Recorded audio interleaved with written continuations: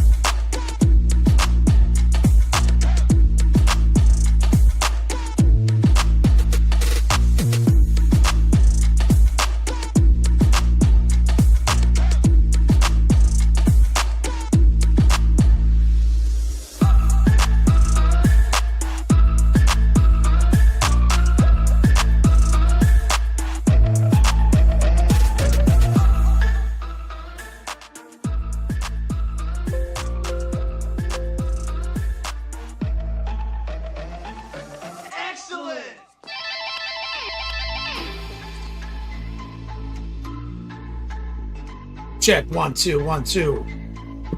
See it when I go number 1 and number 2.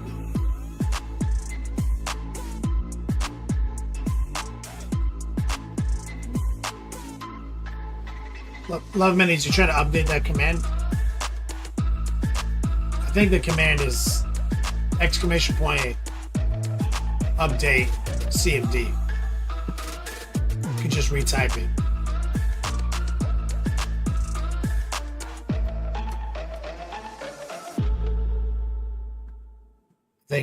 I'm gonna type it in chat. I think it's this. I do it all the time.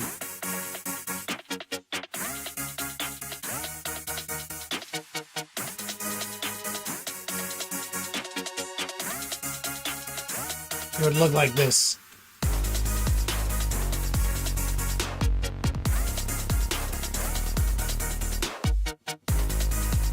So you do like exclamation point update CMD space exclamation point new space type the new command.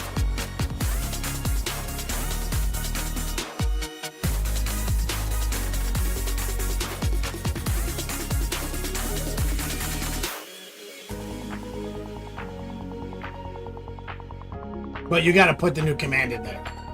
You typed it, right, Love Minis? Now you have to put the command in there. So you don't have to like delete a command and redo it. You can just do that.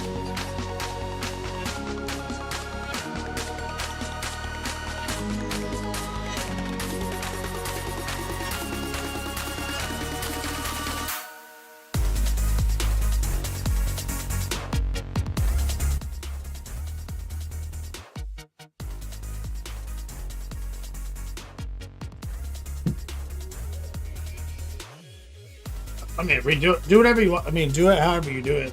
I just saw you deleted the command because you're gonna rewrite it. So you delete exclamation point new and then you re-add new. But what I'm telling you is just a way to do it without that step. You just do the update command and you can just change what it says. But if you've already deleted, I mean, do whatever way you want. Just try to give you the intel. There is a way to just update them. Oliver, thank you for the sub over on the tubes, brother. Camo Specs Online with the resub, of course. We got Coil Daddy in chat. Sunshine Grenadier.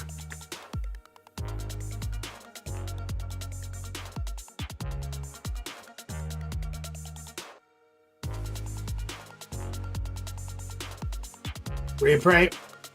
Stuck at work for an extra hour. You've got a fridge full of Christmas party alcohol no one remembers. That's like a month ago. Yeah.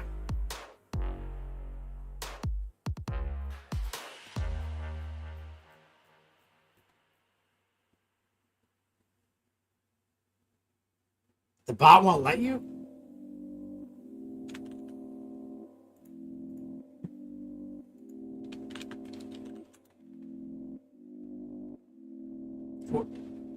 It won't let you do the update command?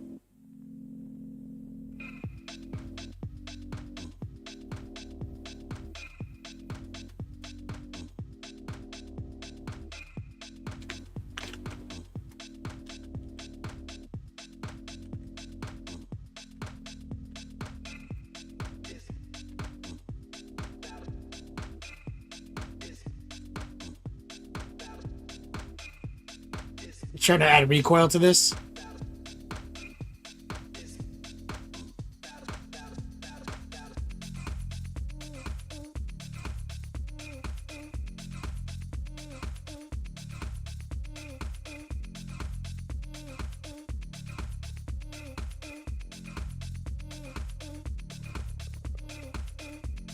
Maybe that's because it's a swole bot command.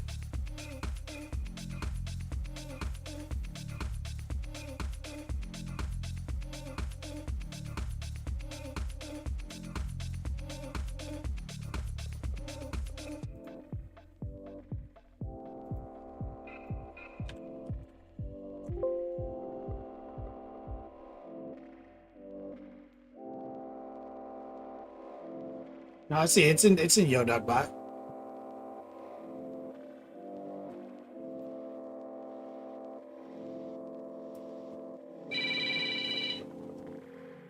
Oh, hold on. Got a call.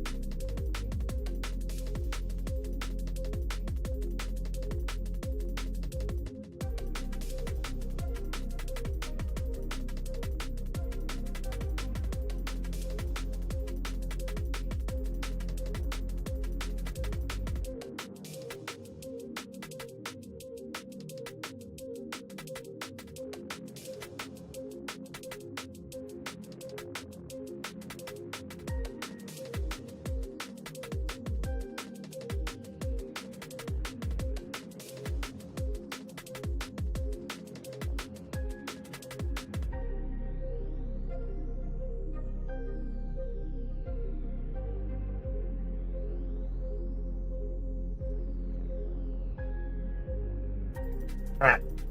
Put my brain power back into this. So, Love Minis, you can't fuck around with anything on Swolebot? Can you still mess around on Deepbot? Oh, I pooped my pants.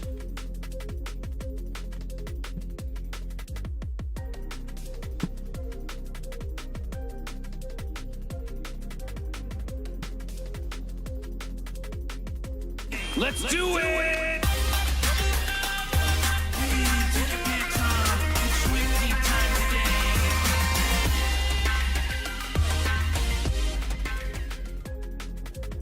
Oh, yeah. All day, every day. Yo, Dog Kenny Bichet here, Next Level Painting, hitting you up on that literal best of all days. Coming to you live from that Beats Lab in Citrus County. We're doing it again. Love Minis. So you can make a new command. But you can't delete or edit a command.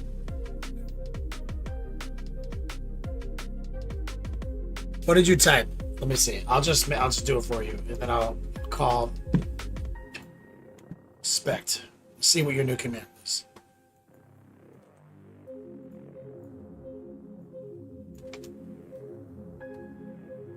Welcome to the show.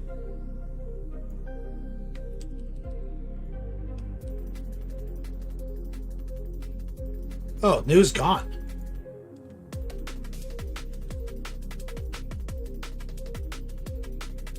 Okay, so there is no new in Swolebot.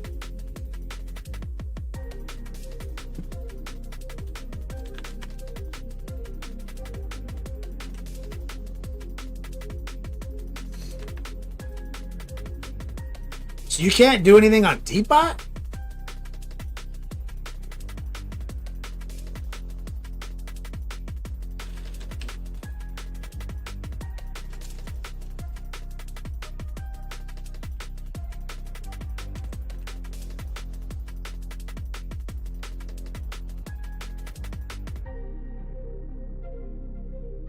Okay, so I just added new to Swellbot.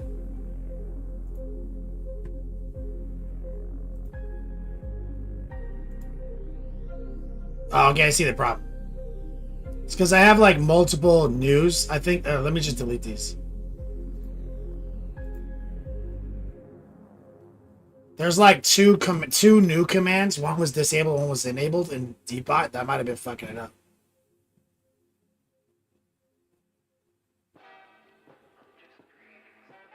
LT said something about it when I first started 2 bots. Yeah, it's because some of the commands have overlap. It's not all the time though, or is it just, or what's the sitch? Feel like I should have been on top of this.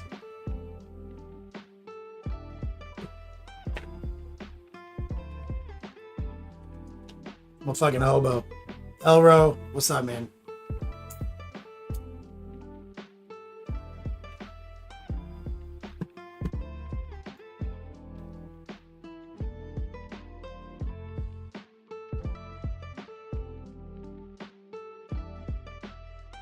Just chilling. We'll keep an eye on it. If I have to do something for you, just let me know.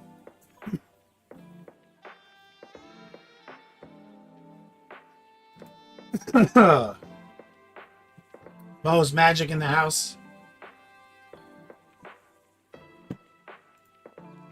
Okay. Oh man. Bit of a headache.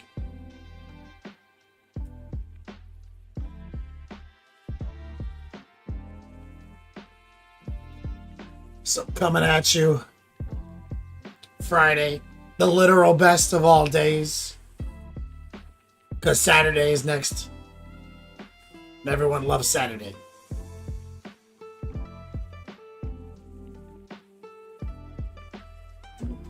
So you can... it's obnoxious. I'll see if I can sort it out, Love Minis. Talk to the bot master.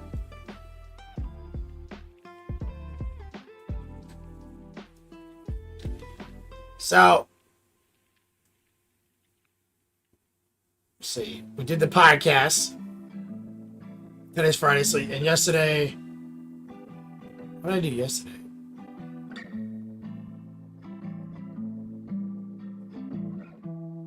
Oh, between yesterday and a little on Wednesday, I installed with my father, my dad, that sub from my birthday wish list. So I get the truck back.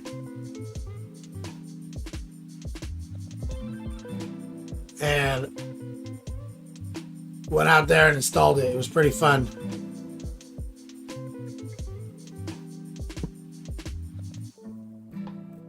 I'll tell you what. I make fun of him for his ham radio nonsense. But he is instrumental. He is a true asset. You got to do any kind of wiring, any kind of somewhat complicated electrical nonsense. He is truly amazing.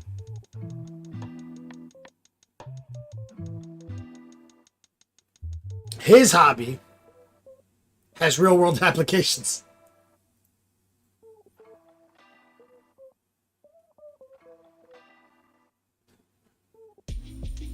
Recoil, yeah, it sounds great. It's awesome. I got the wiring kit was on my wish list as well. I used that. But here's what's funny is like Mikey says happy 2024 retirement. How long did it last? It lasted like a day. 2 days.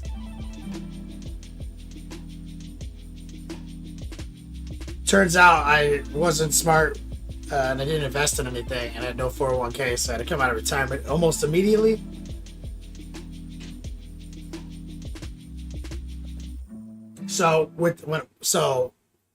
thank you guys for jumping on my Amazon wish list for my birthday. It was really awesome because I put things on there that I wanted. And so normally for my birthdays and stuff, I'm just like, I don't care. Like, whatever. But this is actually a year where there's some stuff I wanted. And so that was really helpful. And you guys, I've used almost everything on the list now. And so that sub is like a all-in-one, right? It's a powered sub amp combo that's designed to go under a seat in a car, but most specifically it's for truck cabs. That's what it's really good for. And it didn't fit under my seat, which I kind of felt like it wouldn't because my truck's 20 years old and it doesn't have the dimensions, but it fits flat on the floor under the jumper seat in the back. It's fine. And I put that one on my list because I did a lot of research, and it's not the first time I've put a amp or a sub in my car, but this one looked really good with the reviews and everything. And so we put it in, ran the power line, ran everything, right? Ran everything nice. Cable management was good. My dad soldered the head unit. You guys probably saw that on Instagram.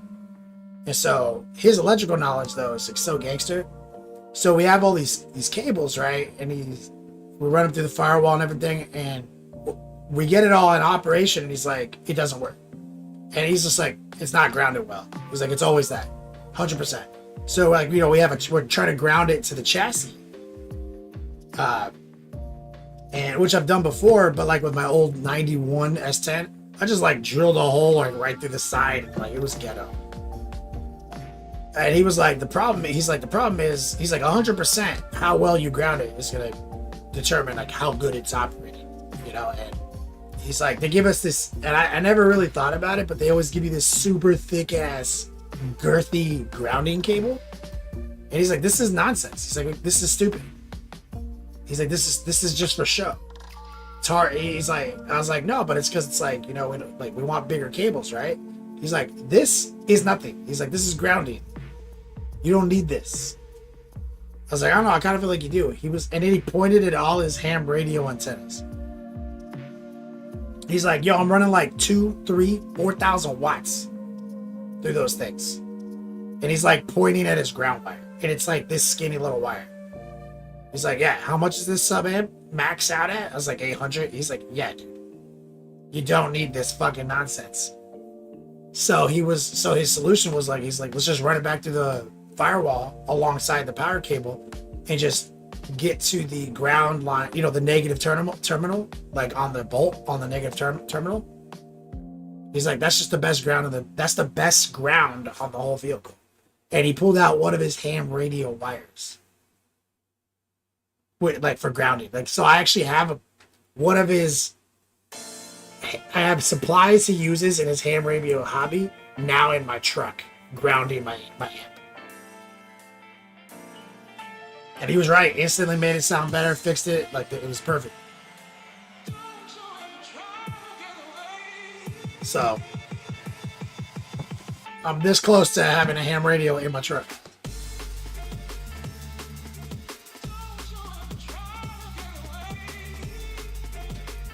Disco, what's up, brother? 1+6 is another W for ham radio. Ham remains undefeated. Yeah.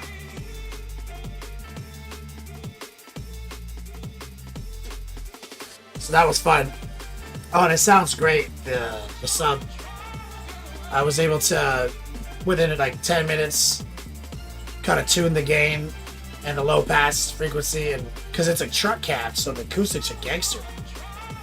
So I set the frequency extremely low, like 60 hertz, and like just got a really solid bass drive on it, and it slaps. Like, it sounds so good in there.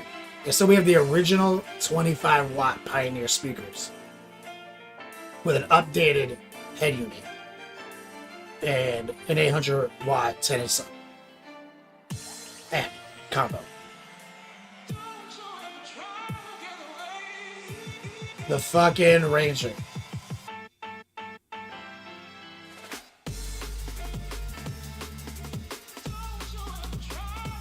Reaper, it's how it starts, man. You're right. Request is converting me one wire at a time.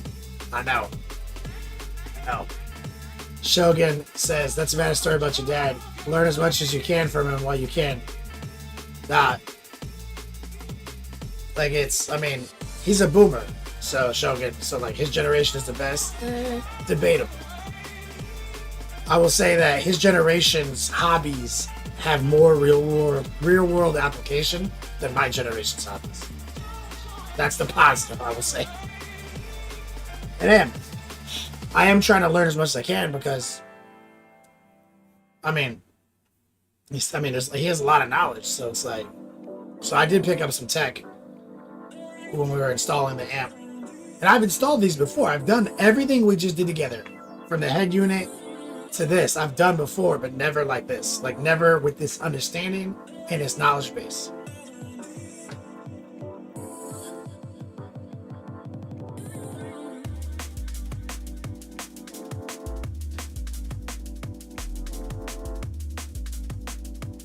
OnePlus7 says, need a good system to listen to T-Swift? Hell yeah, dude.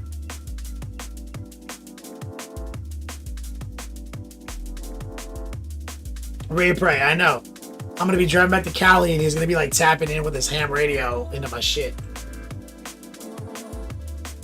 Kramus, what's up, man? Oh, I can't wait to see it. So, do you guys see also the one present I bought to myself for the truck was the custom emblem? Remember I showed you guys that? Love Menace, his generation built radios that didn't need power, just crystals. Magic. I'm the magic. He has all these tube radios. He's very happy.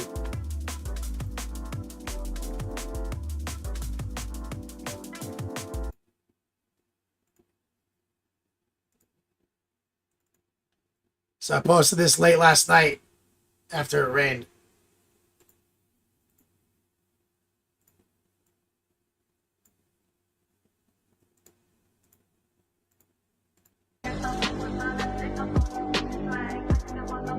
So this is after we got all this stuff installed. So then I went back after. It was a monsoon last night, guys. Monsoon. So I went out there with the umbrella to get this production value. Oh, put new bulbs in too. Got that extra. Do you see how orange those lights are? That's the edgelords, baby.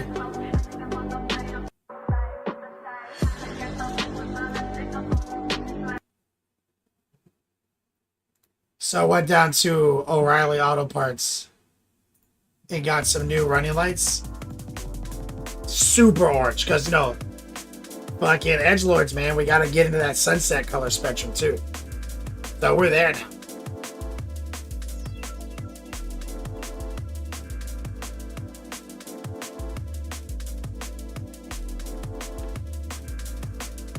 And so I think that, so the last accent piece, because we need more pink. Because you can only, the pink emblem doesn't do much unless you have the running lights on at night. So I ordered pink windshield wiper blades. So that's a really low cost accent for edgelords representation. Love minis. He never showed me crystal radios. I have no crystal ham radios. No, he has not shown me that. So here's unfortunately what happened was I went out there this morning and there's a little leak and there was a water stain again on my fucking ceiling, my interior, my top. The upholstery we just had redone. So it's even under that carport. The carport has like kind of like dripping leaks across the grain. And so I didn't think that was a problem, but like I guess my truck hasn't been rained on while like stationary in 8 years. Like anytime it's been rained on, I've been driving. So like I opened the car this morning and it smelled a little mildewy. and I saw a little puddle of water on the left side, the passenger side, and so I aired it out, and then saw the water stain came back a little bit, which irritated the fuck out of me because that shit was expensive. So, but I was able to get the water stain out because it just happened, you know. So I was able to get that out. We thought it was the brake light. It wasn't. It's coming. There's a little gap in the seam where two panels collide, and it's super hard to notice. But we found it, causing the leak. So we're gonna fill it with silicone tonight.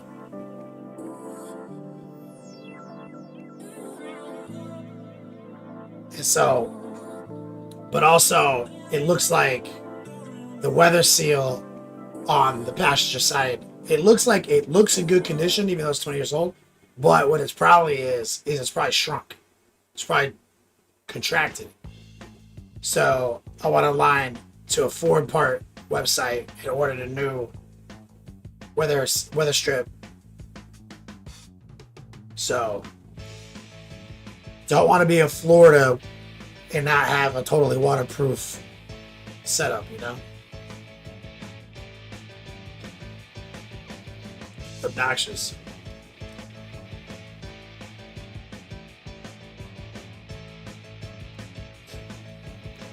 Holy shit, 1+6, I didn't even think of that. Pink valve stem caps. Oh my god.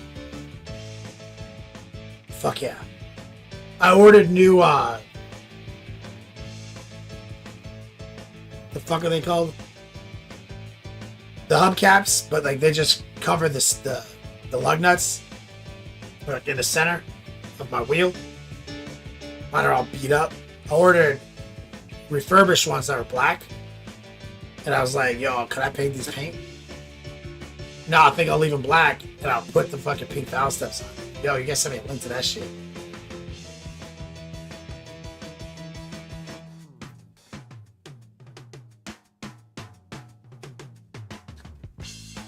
Which we need that. We need to continuously strengthen our tax deduction.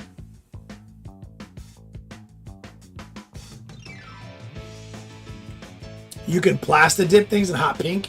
Show me a video on that. Have you done that?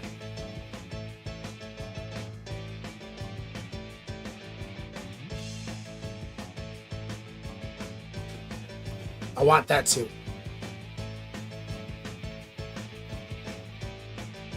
I want that. So, it's a pretty fun week, guys. I had a fun little week. Kind of got tired out there working in the sun all day. Bro, this shit kills you.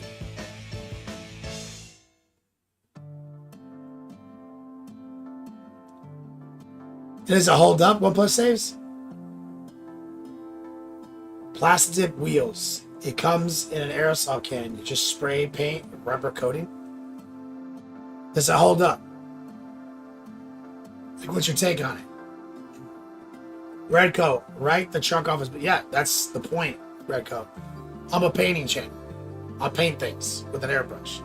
So our new edgelord color scheme is what I'm showing you guys. I got you involved in the truck conversation, and we've paid Mako the service fee so that we can adapt the color to the truck for strengthen our advertising.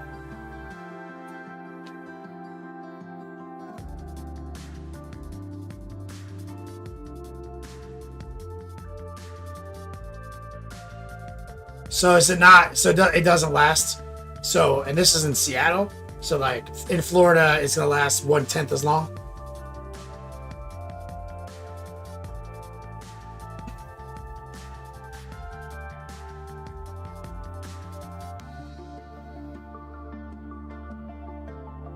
Yeah, it's my work vehicle.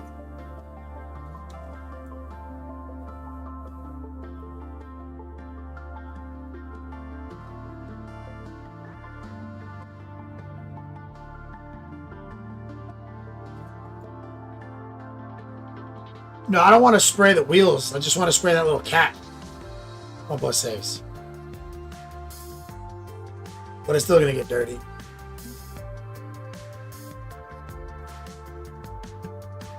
Alright, we're back. It's a new month, guys. We just did our month ender.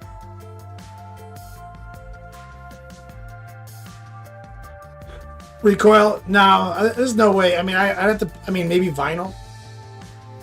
Be a vinyl stripe. After I just went through this whole painting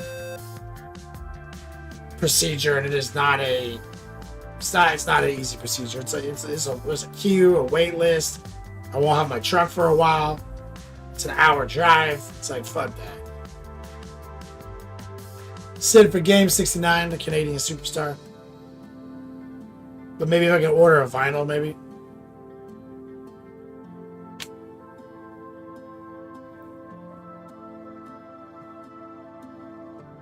So it's Florida Man Friday, Beast Mode Friday. It's also the month opener, so if you want to pick up those extra Yo DZs, you know what's up. The month just queued over, so it's a great time to jump on Patreon, exclamation point class, open enrollment. The earlier in the month is better. So if you've been thinking about it, do it now.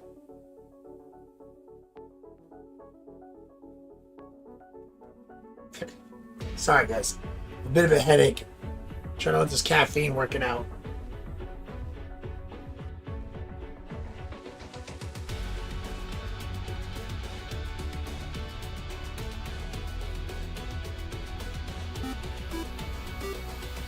The Huff. The legend. 92 months of awesome content, he says. Thank you.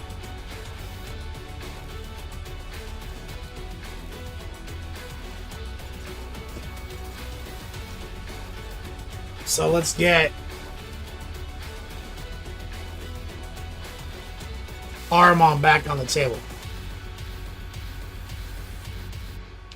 Lock into the obesity cradle.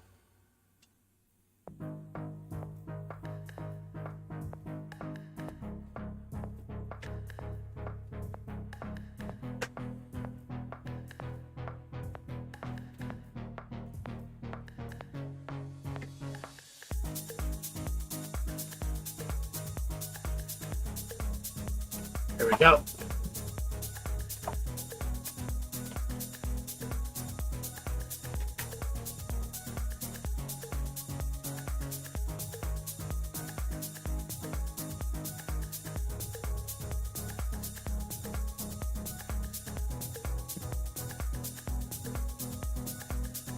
Let's see where we are. Where is this little joker?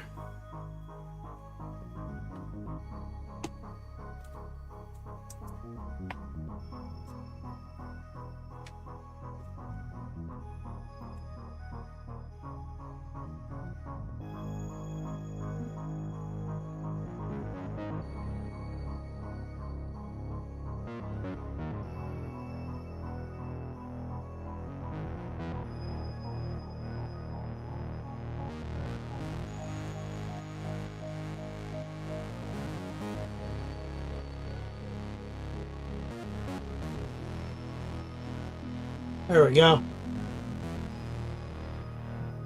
So last show we blocked in the golds, got the blue looking crispy.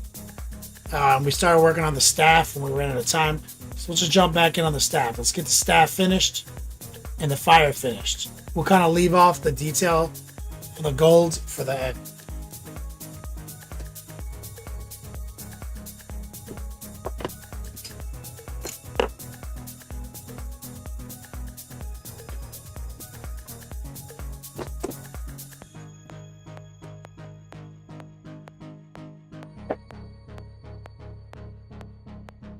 Palette.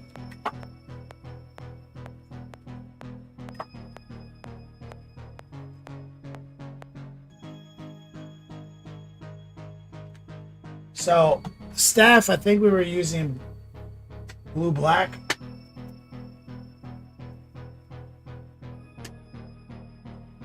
Black blue. White.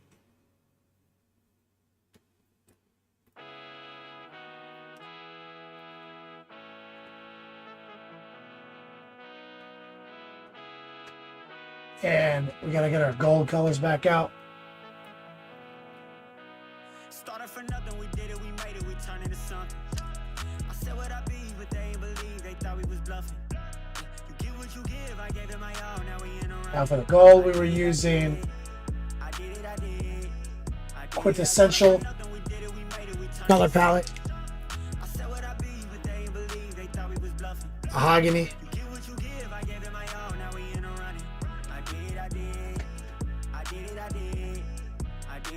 burnt orange,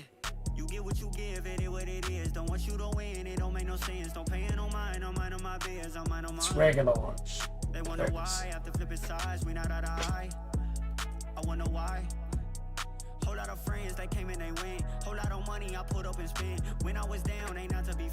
Oh, minis. Saw that you're in my calendar. The jersey tomorrow. Did you pick a time? So you have morning slots on Saturday.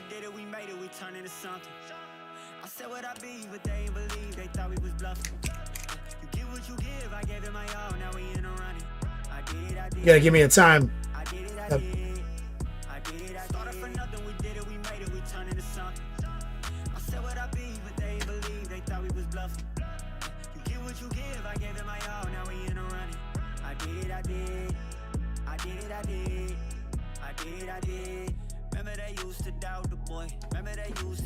I think I got everything. Been through the peaks, been through the valleys. If I try to quit, they wouldn't allow me. Breaking the bread up and pass it around me. Yeah, walking achievement, eyes we beat it. You know it's a feat, still on 2 feet. Yeah, they say I'm conceited. It ain't no limits, no, it ain't no ceilings. That's how we feel it. That's how we feel. It's hard to conceal. It's hard to conceal it. Started from nothing, we did it, we made it, we turned into something. So I said what I be, but they ain't believe. They thought we was bluffing. you gotta jump in on the gold.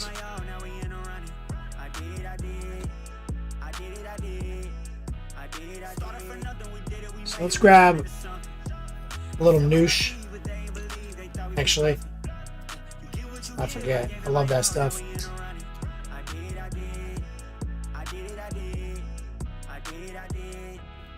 Rinse that down.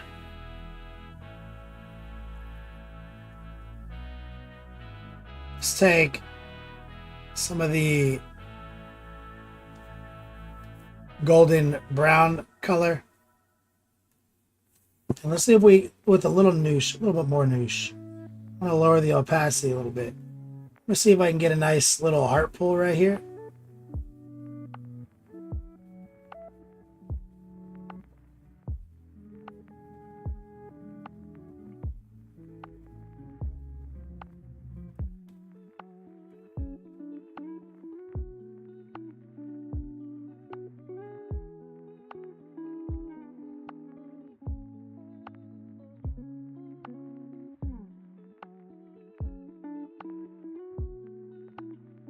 Maybe like right here.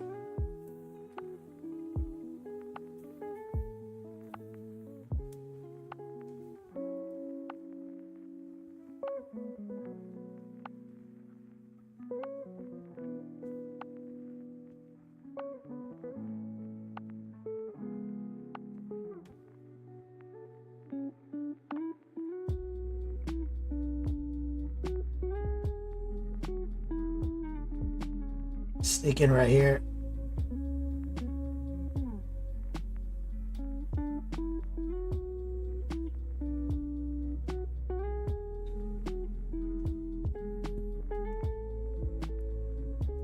I'm just trying to do like that top rail.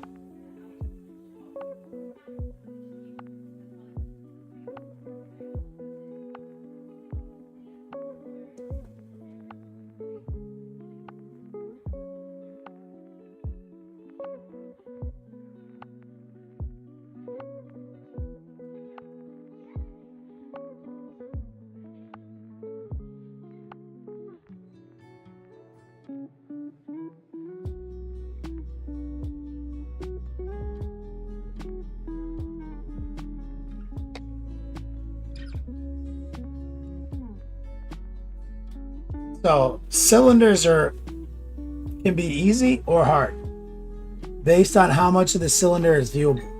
So when you have like the 360 view like this, it gets tricky.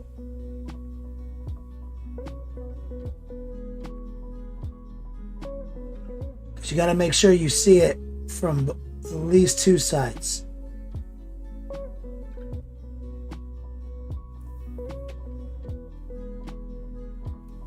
So now here we're gonna have to cheat a little bit and kind of install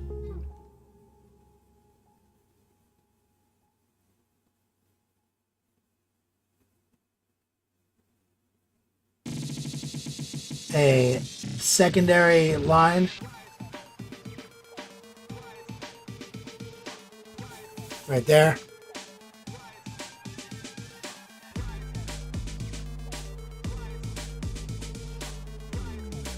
We might need to go back a step. Grab some of the orange, some of the brown, water.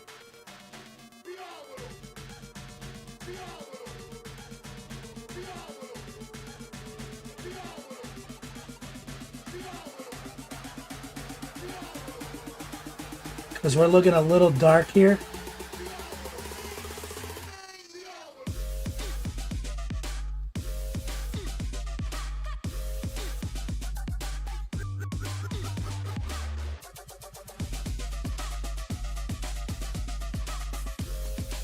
There we go.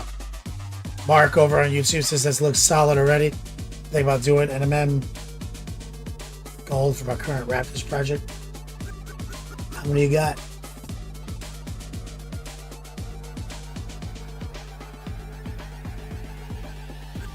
Doing it like this on a lot of guys is annoying, but there are some shortcuts, some cheat codes.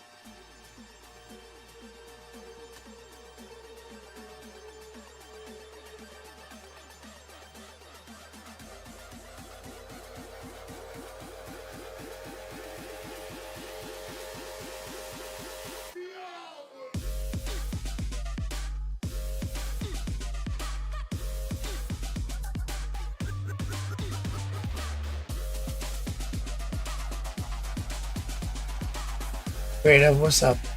Creative HO.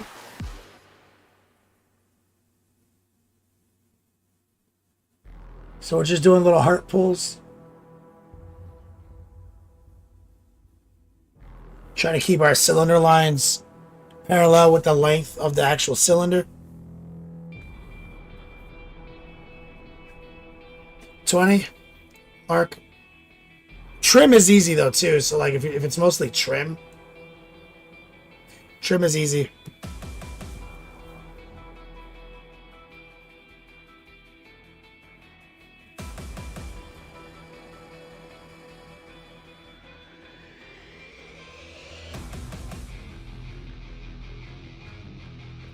So you see, we're trying. You gotta make sure that your lines run continuous.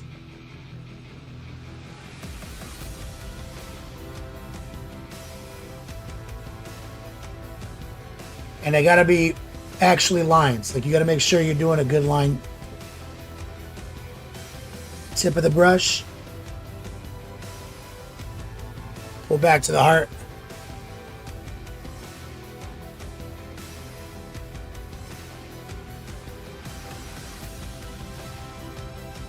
Now, let's step up with a little white in the mix.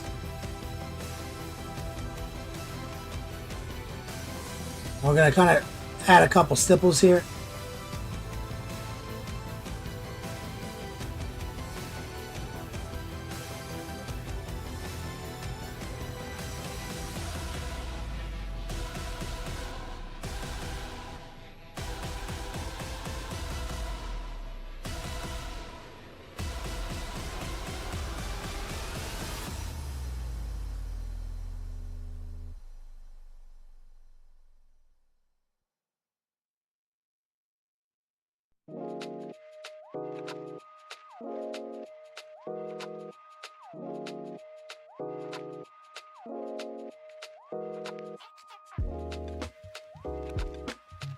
Running our heart pulls.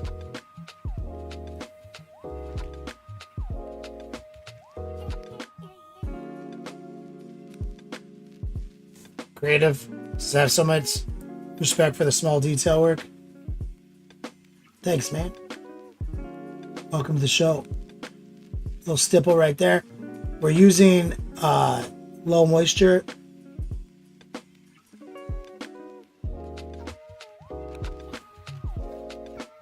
We are also low opacity because of the noosh that we mixed in.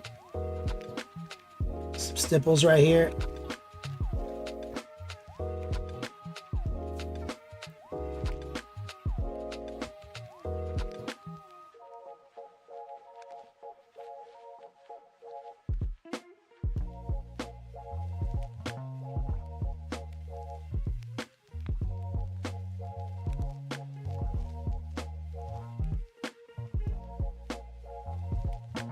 Rinse.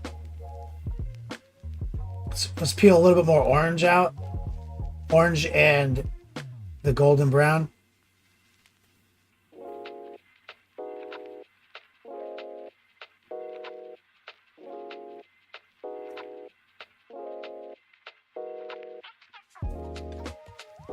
It's a little too brown right here. So I'm going to run a line in.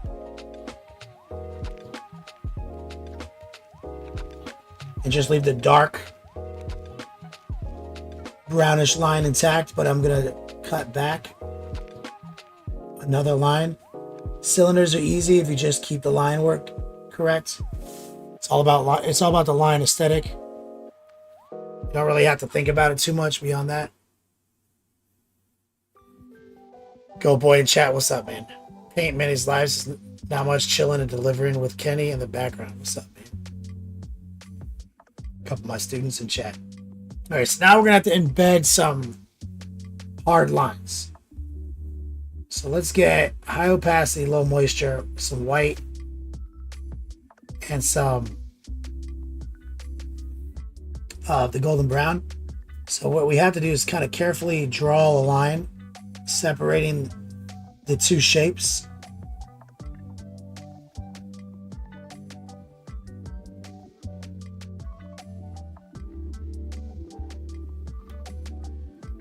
Rotate here.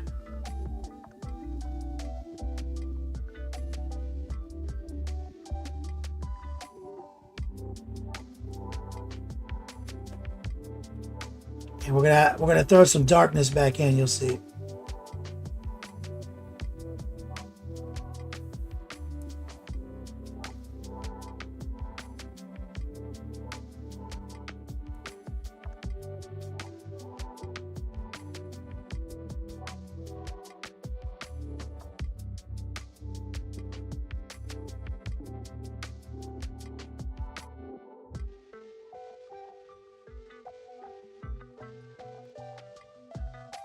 Load the brush.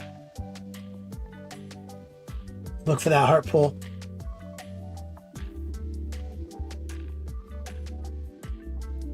All right, let's rinse. Let's take a little bit of the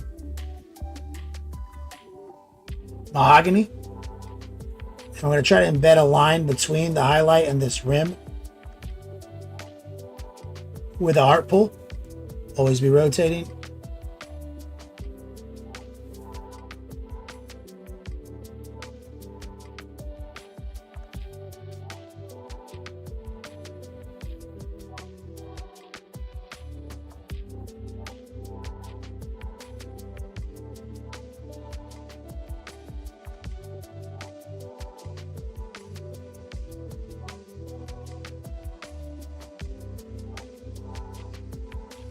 See that separation?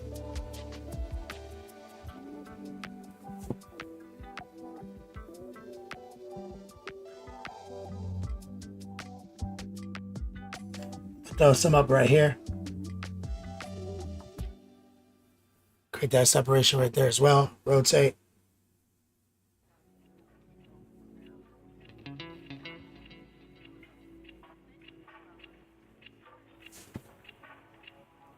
Rinse it.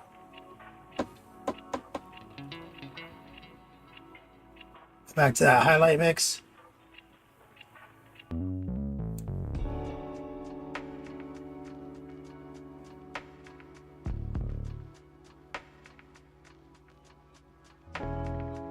Make sure that Lip has a little bit more action.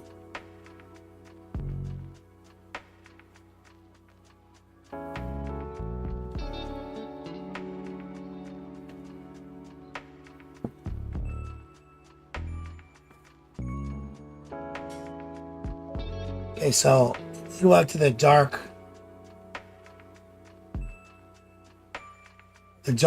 or the black blue right here. So this is where I just got some gold in the wrong spot.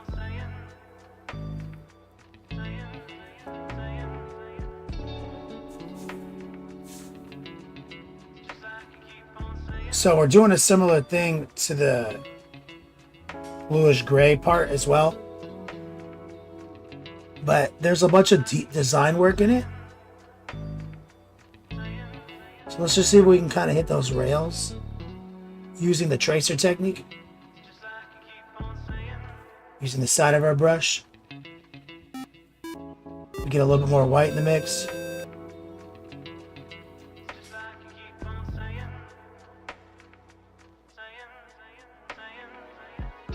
Hold your breath, swinging from right to left.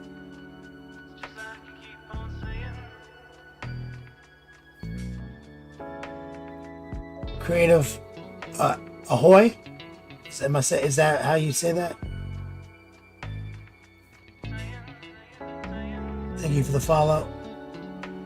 High opacity, low moisture.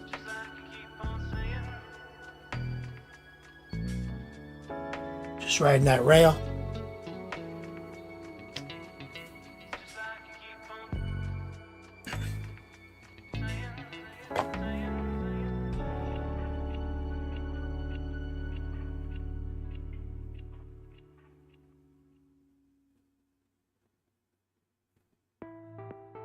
You see, it doesn't really pay off to try to do a meticulous set of cylinder lines when it's got this like kind of striation design. Just highlight that shit. It's gonna look better. Rotate down. Let's look for that tracer.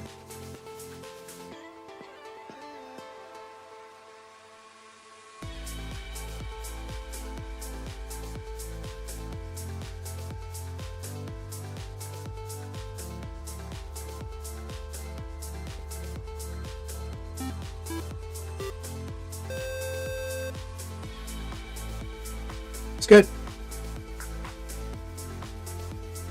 Recoil just gifted a sub to Creative Ahoy. So I'm going with Ahoy. This is no problem. I love creative people like you, and so I must follow. Creative, do you play minis? You do minis?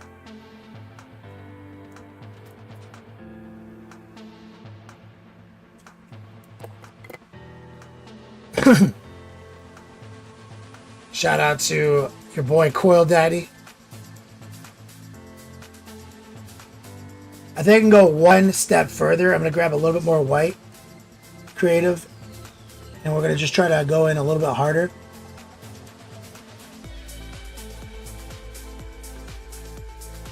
Right there.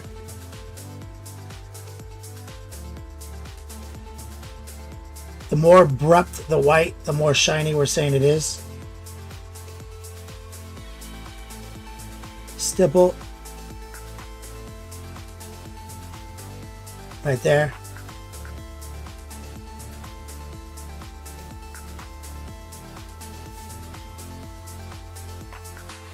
Perfect. All right. Nailed it. All right, now let's get down to this blade. This blade, we just kind of blocked it in last time.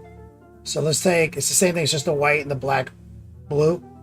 So what we want is to do a classic tri-blend. So we want the blade to be bright here. So there's some white in the mix and it's low opacity. I'm just doing a heart pull. Then it's bright, dark, bright. And we're just doing layering and heart pulls. You see? Bright, dark, bright. Now, where light is, it must be opposed by darkness, so it must shift on this plane, the plane shift, the classic plane shift. So it has to be dark, bright, dark on this side.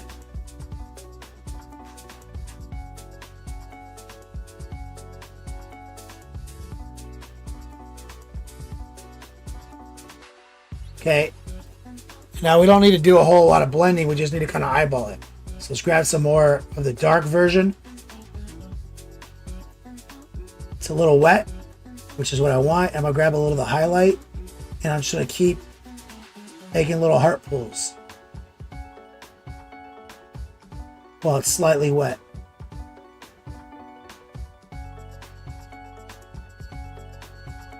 Right there.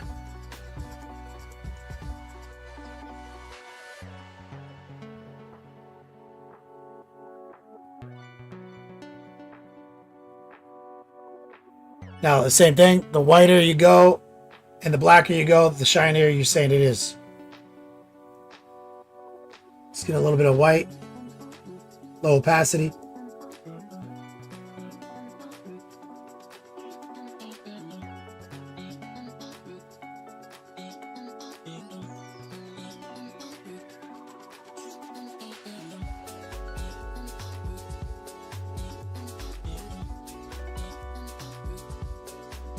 Now let's take the black blue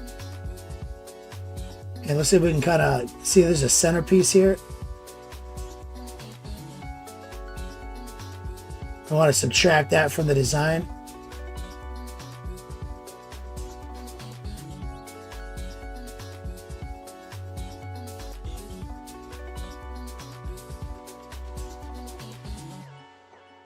Now we're gonna see how much we can do from this weird angle.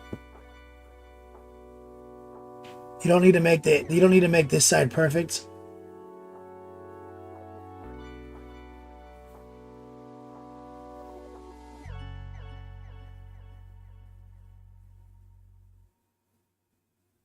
Because you can barely see it, the top of it right there.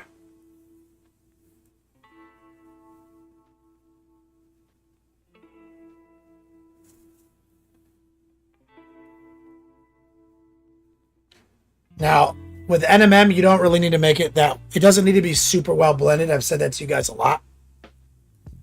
What you need to be able to do is edge highlights to do good NMM. Not actually like blend.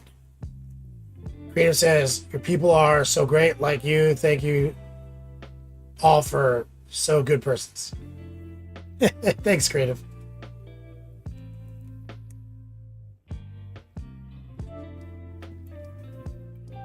So let's get some high opacity white.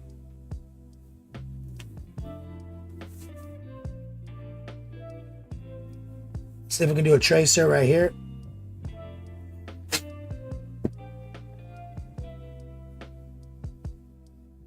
Hold your breath, swing it from right to left.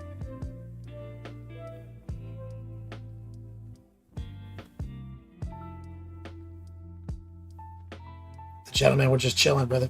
Rotate.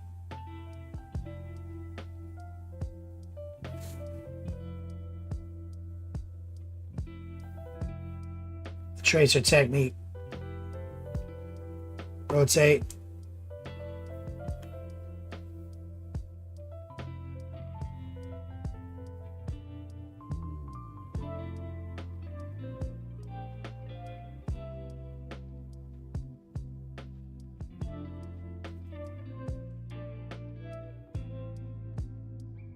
Down here.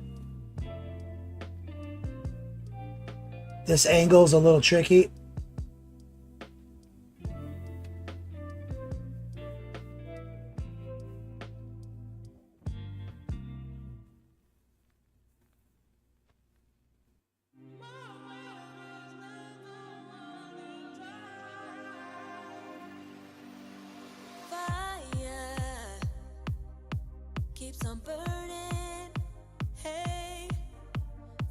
Now, there's one we gotta do. You have to do a heart pull here. There's like no way around it. Well, maybe not. Maybe actually there is a way around it. Like maybe right here we can do a tracer.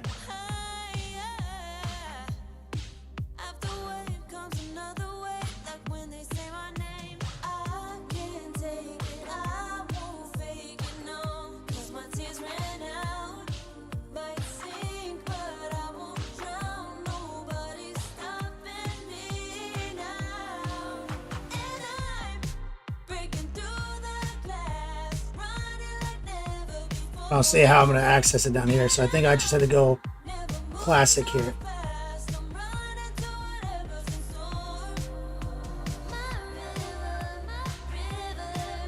Right there. Let's rinse it. Go back to the black blue. Subtract.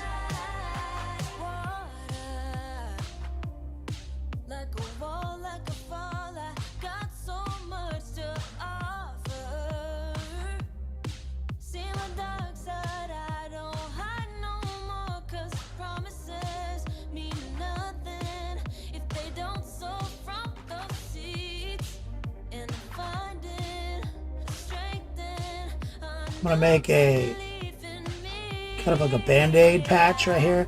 So I got a little out of bounds right here. But I see where I could be doing more right here.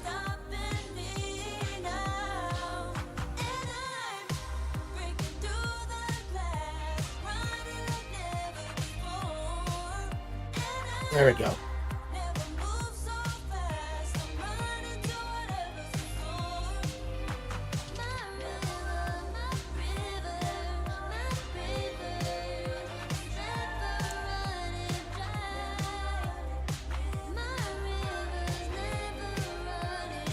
Now this end cap right here,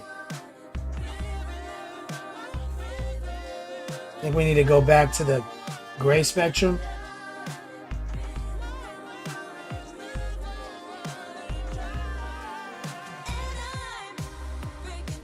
Right here.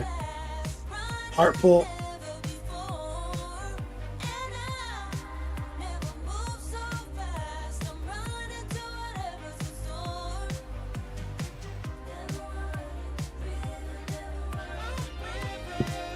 The heart pull right here. Miffy.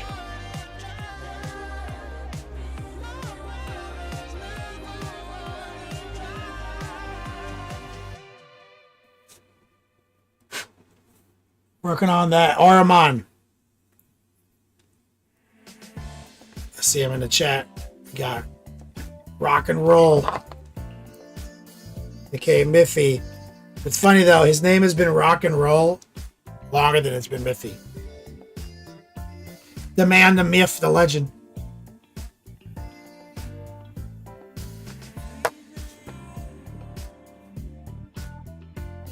Let's grab a little bit of white.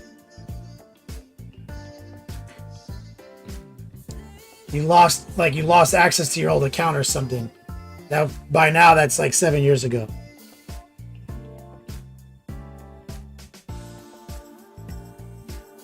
Little heart pull.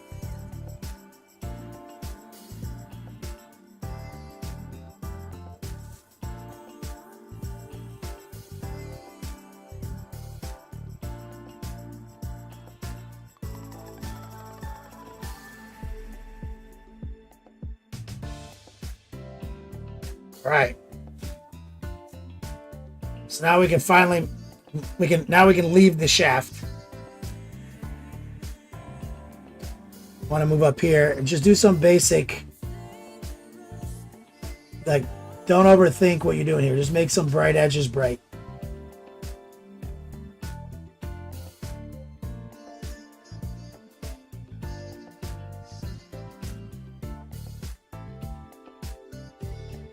Just using the heart pull. Little trace right here.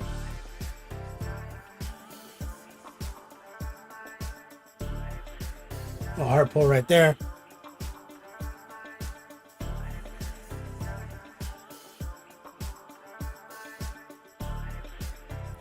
Trahan over on YouTube says it's fly as heck. Thanks, man.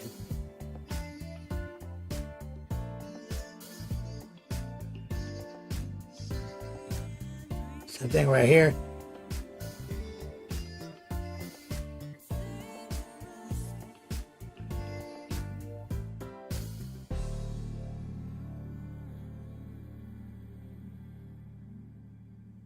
Little trace. Always be rotating.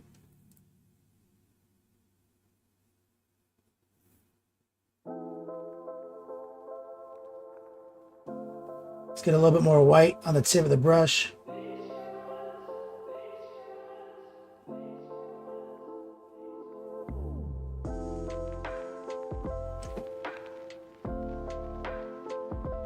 See, now we're just gonna put some exclamation points down.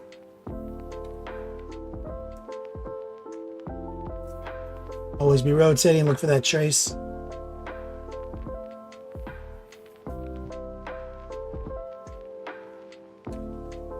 Now there is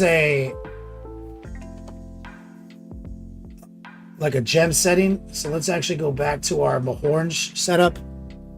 So mahogany and burnt orange. A little bit of the golden brown.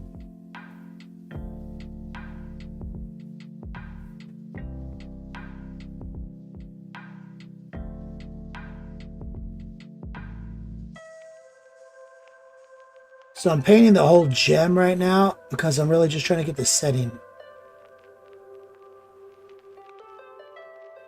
See how there's a molded lip around that gem?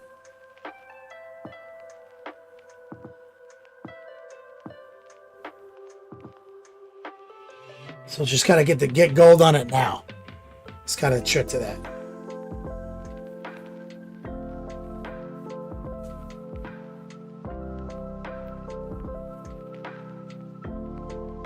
Let's grab more of the bright golden color.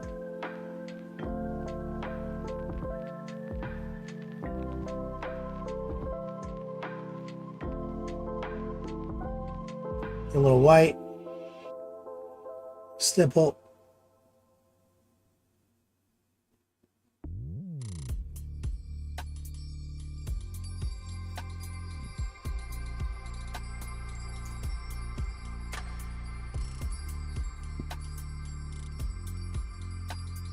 Let's take a little pure white, and now let's see if we can paint the gem white without getting it on the gold.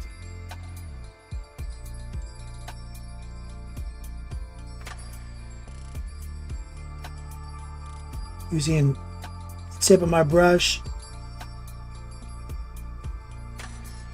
some stipples.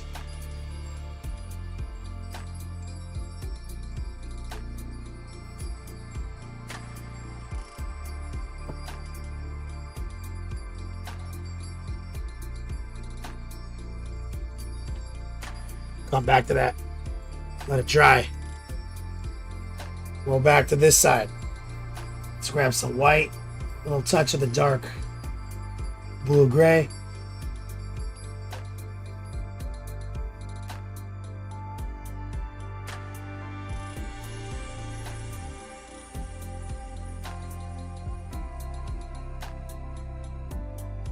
A little bit more white. And we just want to get these arrows looking good like we did on the other side. High opacity, low moisture, tracer technique. We're doing a tip tracer. Always be rotating.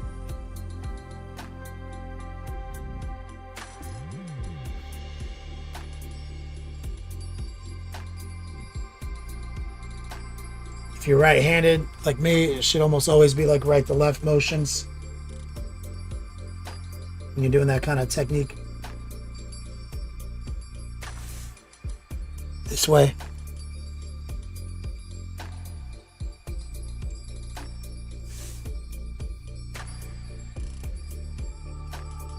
That brush stroke is going to be much more precise. And it removes a lot of the fail rate.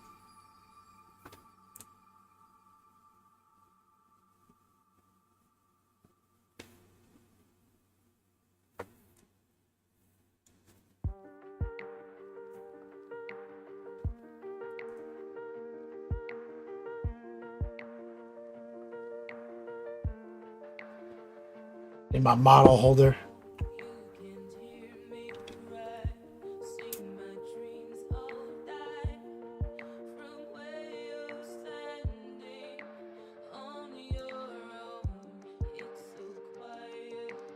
Plus Sev says, my back needs a break from building models. I think I spent too much time sanding the mold lines removing, taking me forever.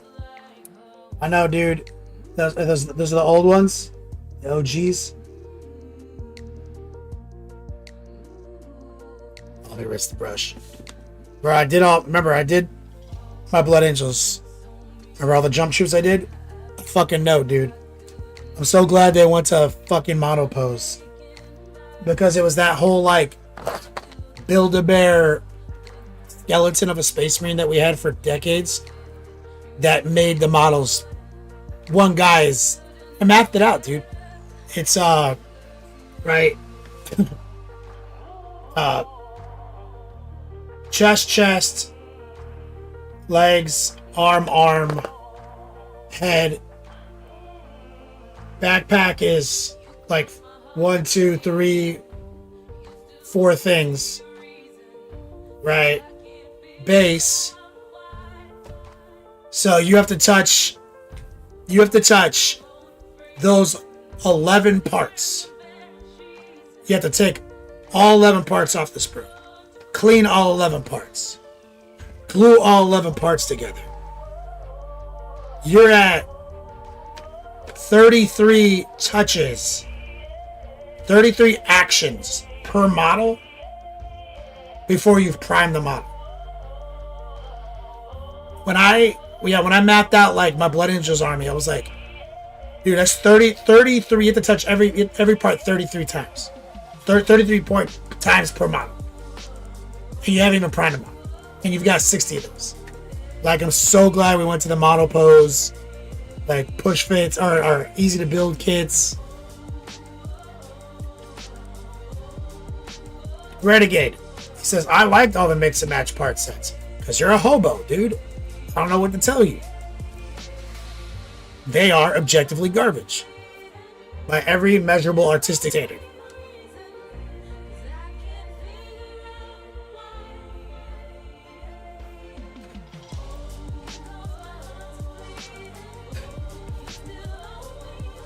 Renegade.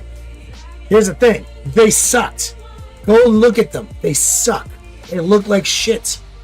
Because the whole mono pose is simple. Renegade. This is Build-A-Bear kits that we think fondly of.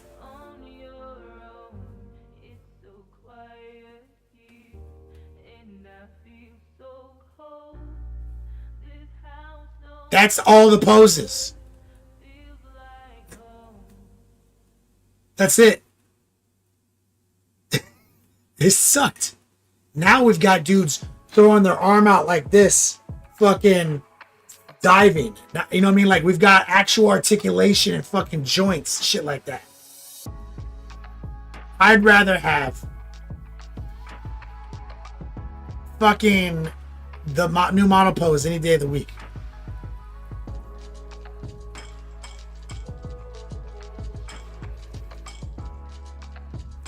Pepperidge Farms remembers Pigman is live. Poor Pigman in chat. Red Coat. I remember when jump packs were hexametal. It was better than Lego. Yes, Renegade, I give you that. I give you that. Yeah, that's right. See, 1+ Saves makes a great point that a lot of the anti-mono pose people don't realize. Is that my 10 possessed. Like, these models are so legit.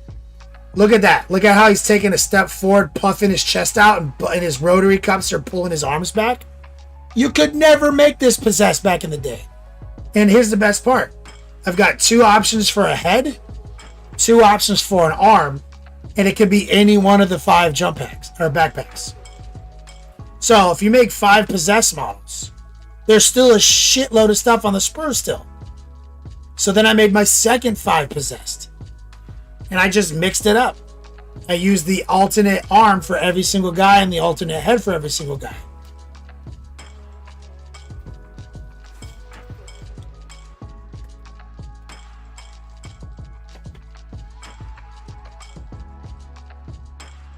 Like, in your mind, you made a guy like this in 3rd edition. In reality, you didn't. You never made this fucking guy. You never made this guy.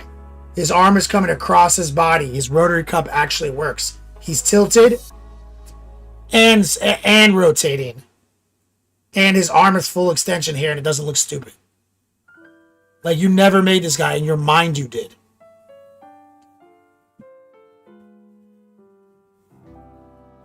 When we are up, Mr. Funk Dizzle, what's up? I will remember the Well played. Our Jack Clubs, yep.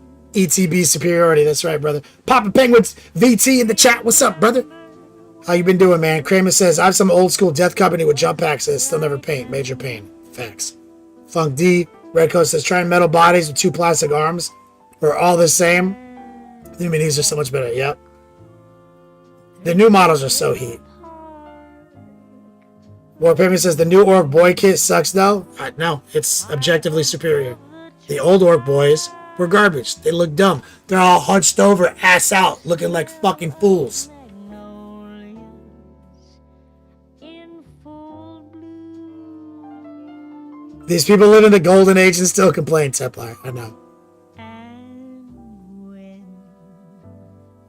we are apart, Papa Penguin CV, how you been, brother? I will be wishing on starlight, wishing that I Templar, you got your Game Envy handle? Hell yeah. Papa says, oh shit, it's been good and bad. Lost my job, looking for new work, applying to stuff, and getting a paint list. Damn, dude. Are you okay? knows if tomorrow may bring us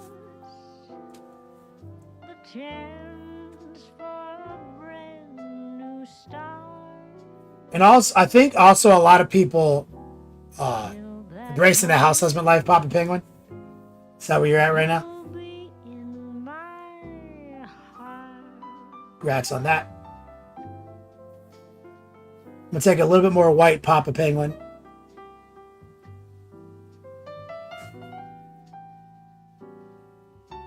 Now, I think what a lot of people also misremember is they think of they're comparing the multi-part kits unfairly, because what they're really probably sad about is the fact that we have less options in the rules. Like, you can't do what you used to do, right? You can't make your squad of 10 Marines like all custom with different war gear options, you know, across the board. People have complained a lot about that moving into the new editions. So those are two different things, though. Two different opinions.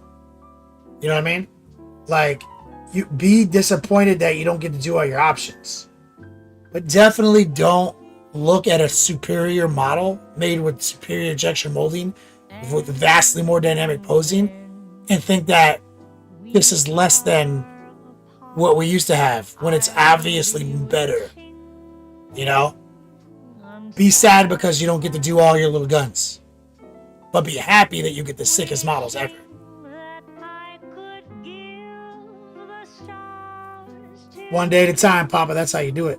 Miffy says, pop the pick up and whip. Oh, hell yeah, brother. When we do whip, I'll take a look, brother. You know the drill. tomorrow may bring us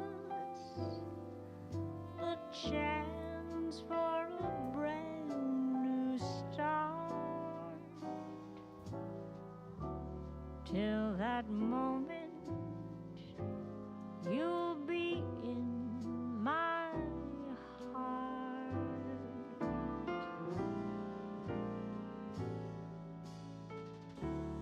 Till forever, you Trying to get these lines right here. my heart.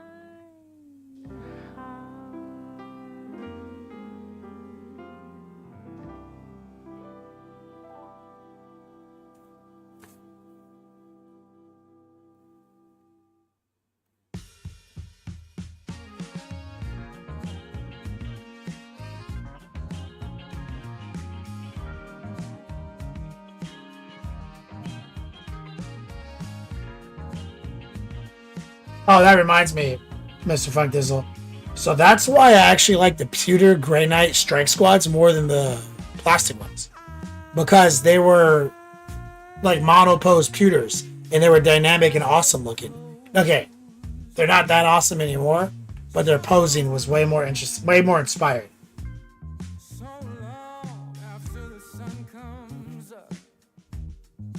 Let's get a little white inside the eye.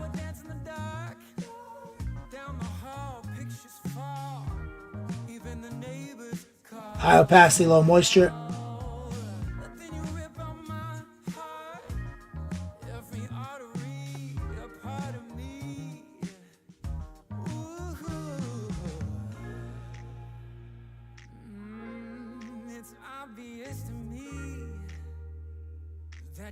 Sunshine says you make a fantastic point, and all I want are mono post Rupert Marines. Yep.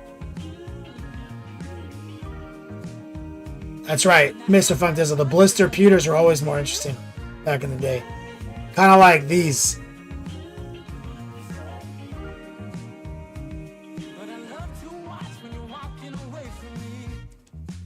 Alright, let's get some. Let's see if we can get some pure white on the brush.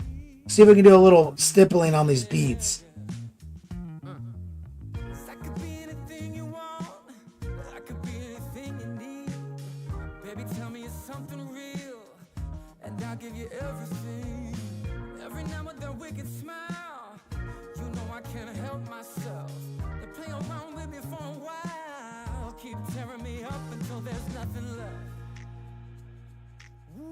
Cinch. I mean, it looks like maybe rope. I don't know.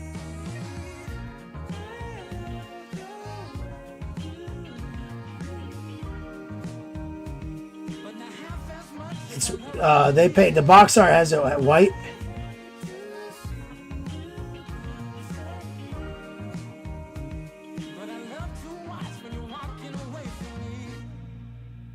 And so, by just paying attention for a second while I paint it, I'll eliminate any kind of wash strategy by just using stipples and heart pulls.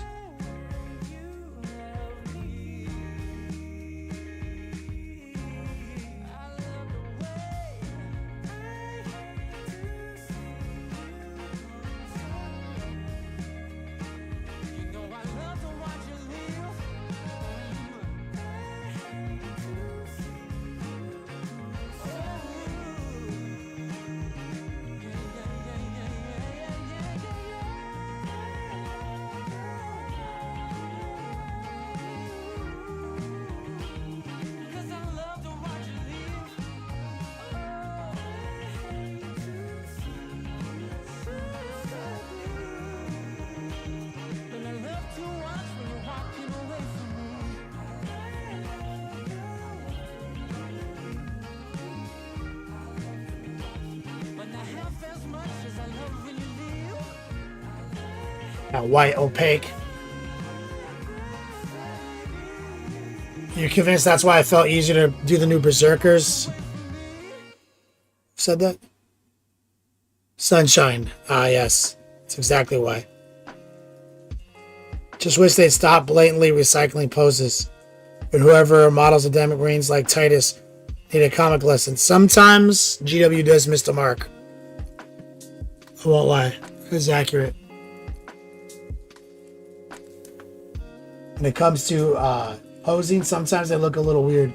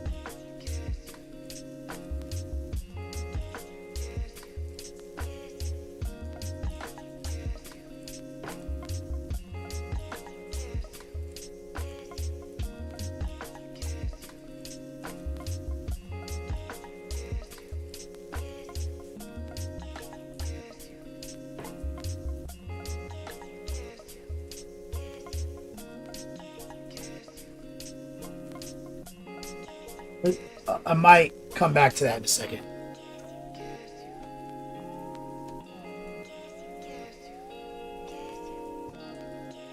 Why it says Sealcast is such ass. Yes, it sucks.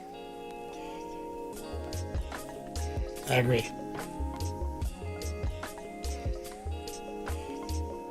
Okay, now that I've had time to ruminate, let's go back to Mahorange, Mahogany, Burnt Orange, Golden Brown. And remember, I thought I was going to paint this wood when I realized it was actually gold. So let's just make it right.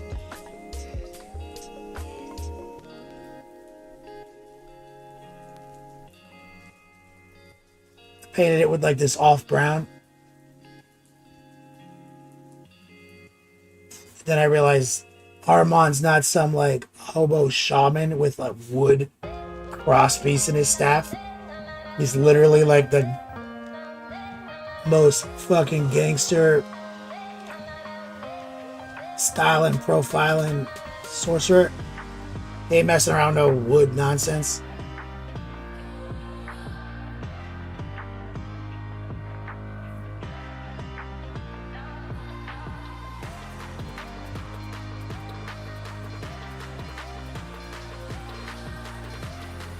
Going high opacity, low moisture.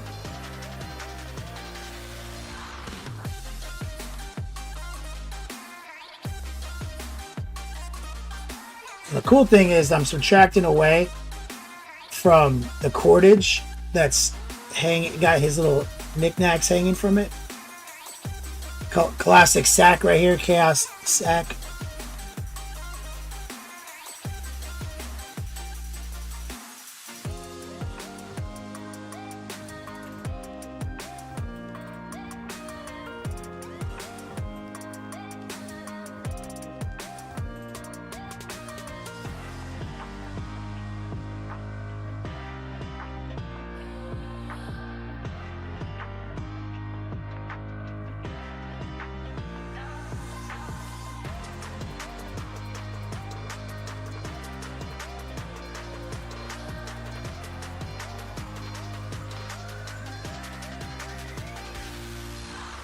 Keeping this color off the rest of the colors would be great.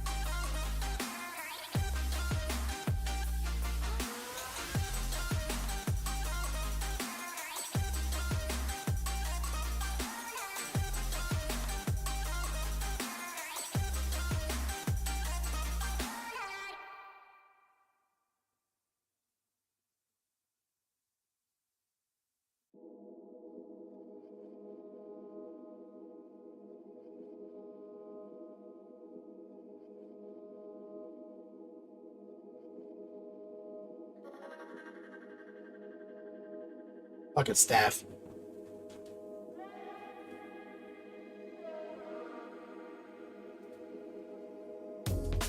What do we want? What do we want to know? What's in the classic castle? It's a sack of holding these nuts.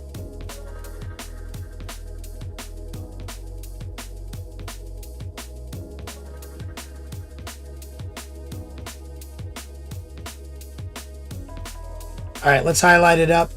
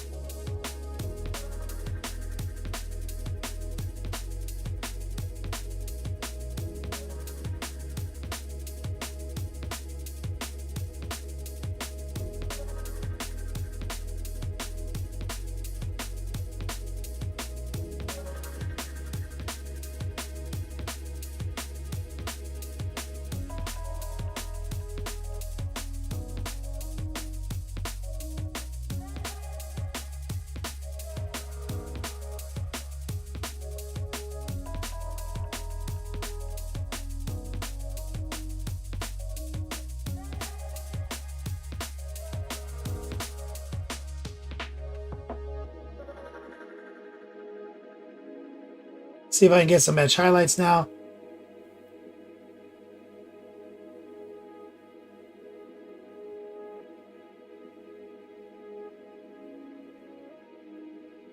The bottom row.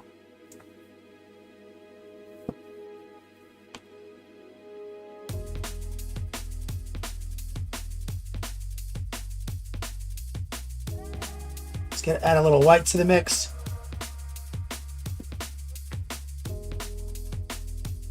I'm not even gonna try to do a tri-blend or anything. Just gonna highlight it. Always be rotating.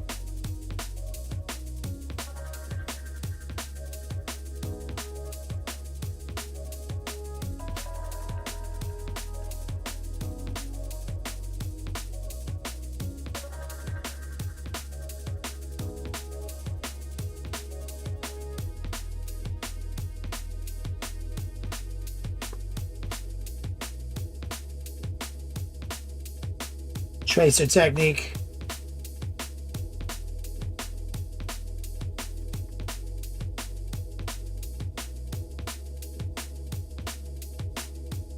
Which is a brush control strategy.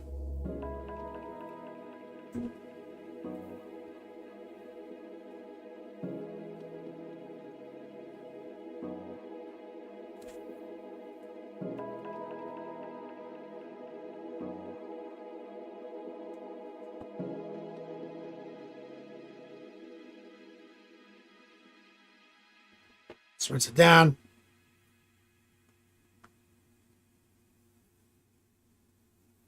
Here's a Rampage. You got a bag? What'd you get? Oh, did you get your dice bag? Okay, we're gonna take some pure white.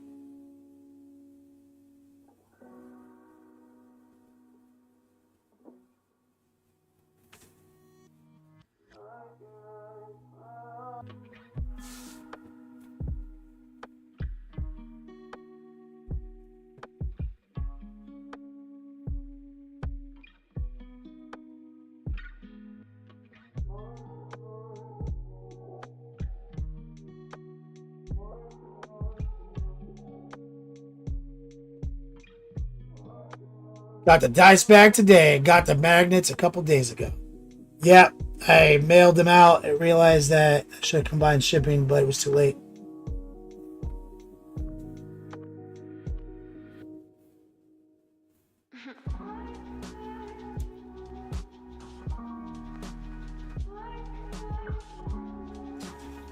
I'm waiting for my Game Envy laser etched rulers to show up before I do another big shipping run, guys. Get those all out to you. But I sent some dice. I sent the 3 dice bags out to domestic, and I gotta send the last one international.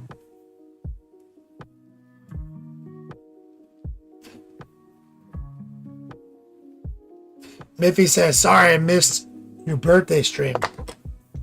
Oh, that's okay, Miffy. You live in literally another country across the planet. You're probably in bed, dude. Or drinking your coffee 6 a.m. or some shit.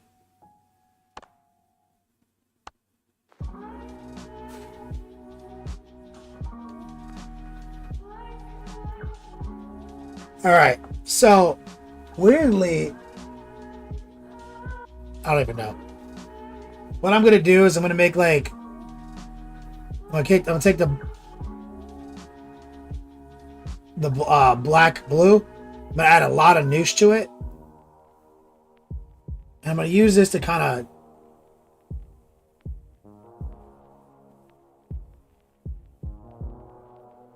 tighten up this cordage right here. Remember, the noosh has subtractive properties. So I'm kind of creating a kind of all over wash on it.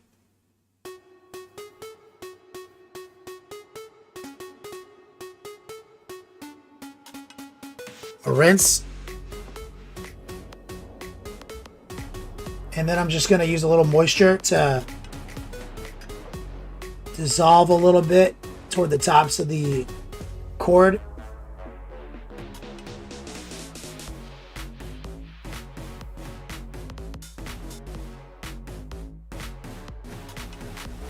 Like that. Now, here's the next thing. They have this white, which I don't agree with that choice. Oh, but they do have the emblem inside of it. Actually gold, which I do like.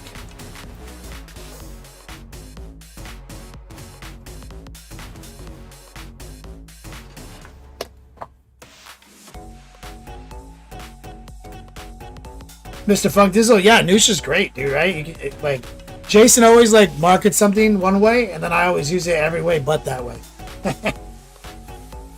Okay, so let's go their way. Let's go box art way. Let's take some white. But you know what? Let's add a different cooling element.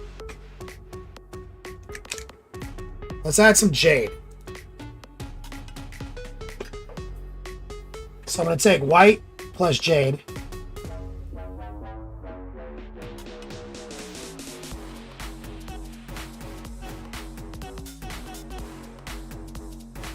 And his name is John C.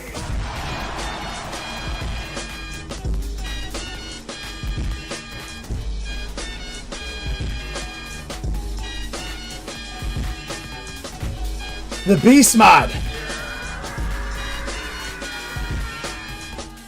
Let me get some strong woman love in chat for love minis. The Beast. Back from retirement and got his truck looking like he wants. Yes, it's Kenny. I did love minis. I'm so excited. Thank you guys for helping me out on my birthday. Mr. Funk, this is doing a lot of rope right now. Yeah, the Noosh is good. Try it, man. Let me get some hype in the chat for Love Minis. Thanks, guys, for going through my wish list. Because I am highly excited about my truck not sucking anymore.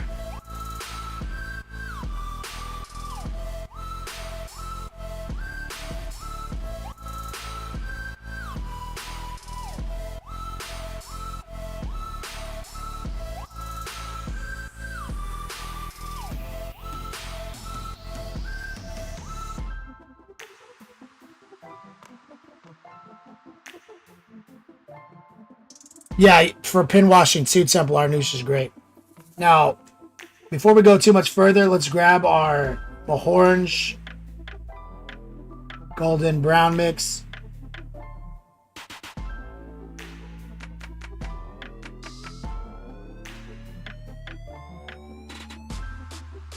It's another one of those gems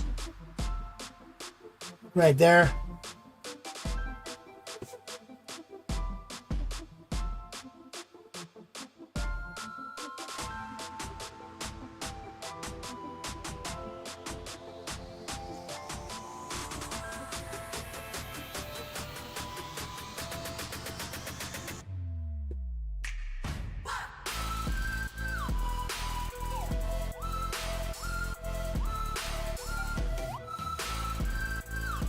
Now, did they even pin it?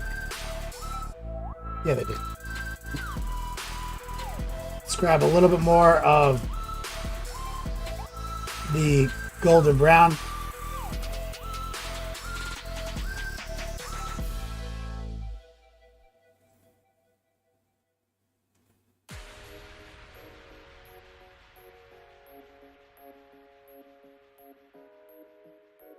Just adding a little highlight to the rim. It's all about the frame, not the actual gem itself.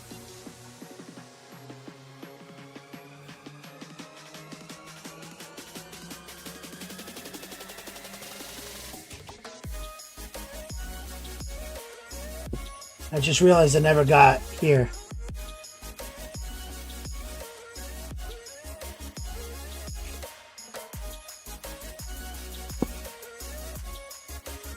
Kind of went too hard there. I have to backtrack.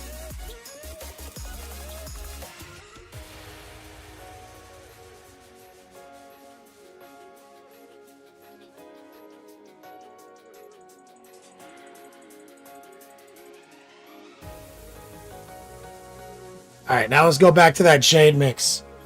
Okay, we had some jade and some white.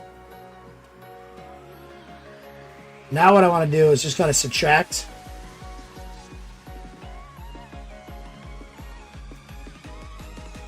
From this emblem.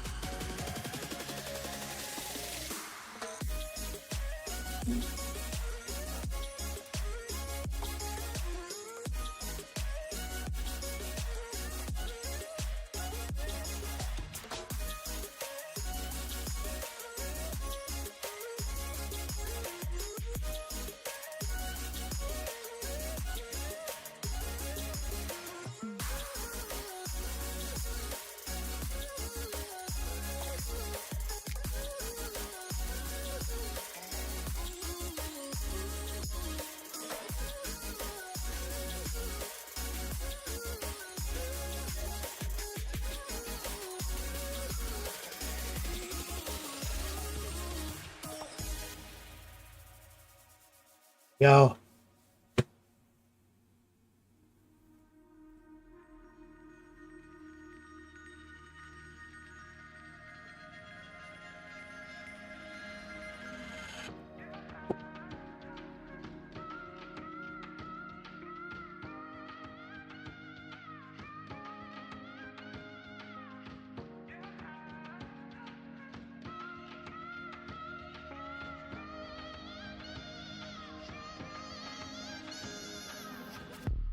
So we added J to this white like progress to give it a completely different feeling.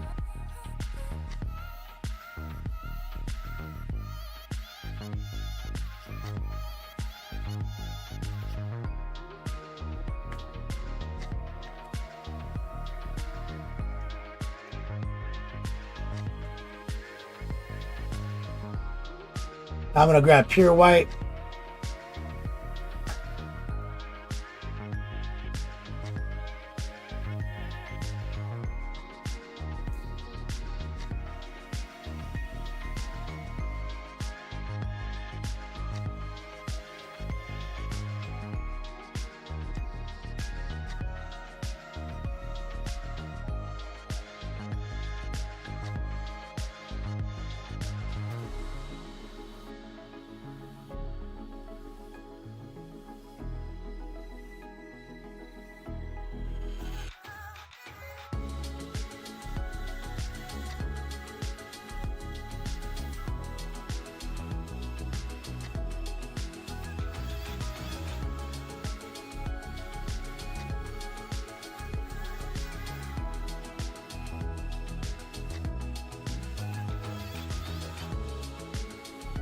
There we go.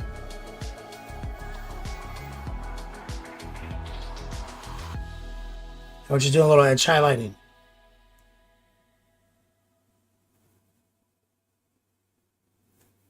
Now, we got to reinstall a little bit of our gold frame.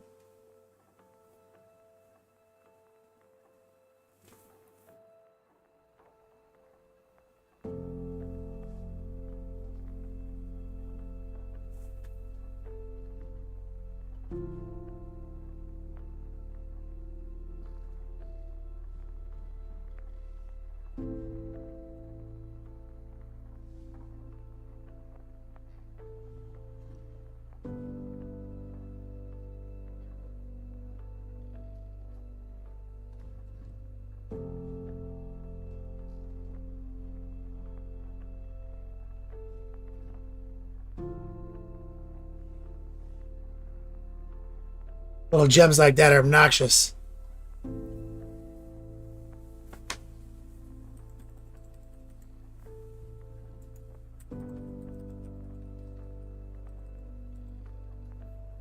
But I will take white and I will subtract out from the gem itself, like we've been doing.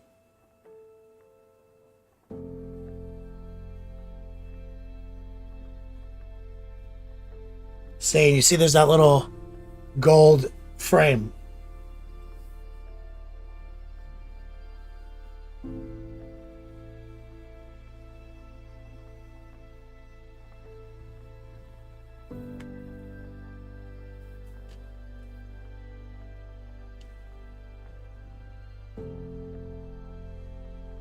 There is like a little string that holds it in. Is it string or is it metal? I think it's metal. Let's grab a little of the black blue. A little of the noosh.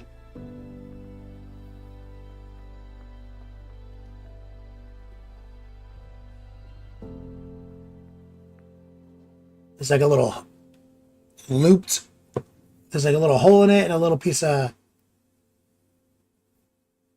metal or some shit, like a metal key ring holding it together.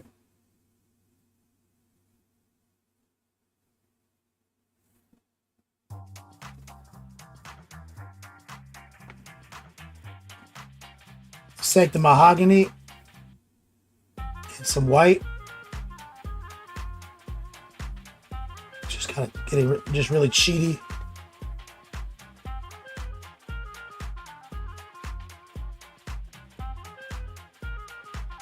Get those pieces of rope, twine, or whatever.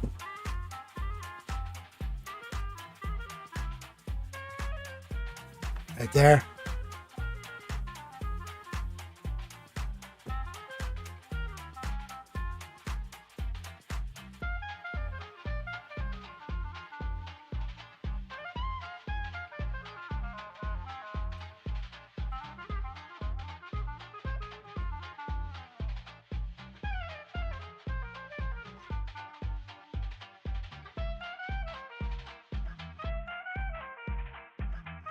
All right. You're gonna buy some noosh right now? Get it. Get it, Dr. Mr. Funk Dizzle.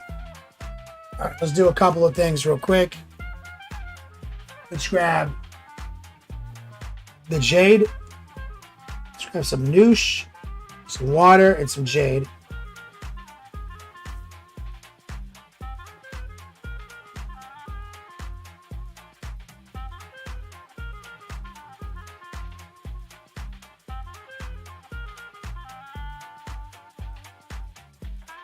Paint that eye.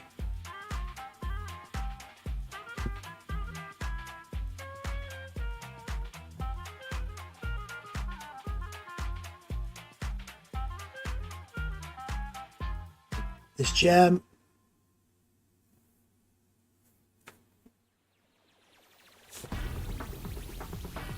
And we're going to go with a classic transparent red. Chaos worry beads to play with while he's packing his chaos sack. Pretty cool, I love it. There go Matthew in chat. What's up, man? Let's grab a little transparent red, some water.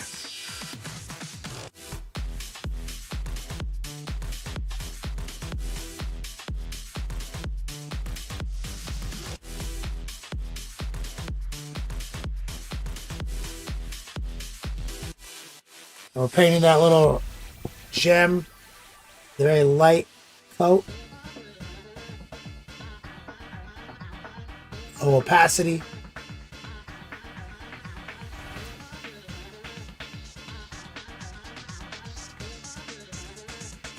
And of course, I always get the transparency on my hands. It's all over this now.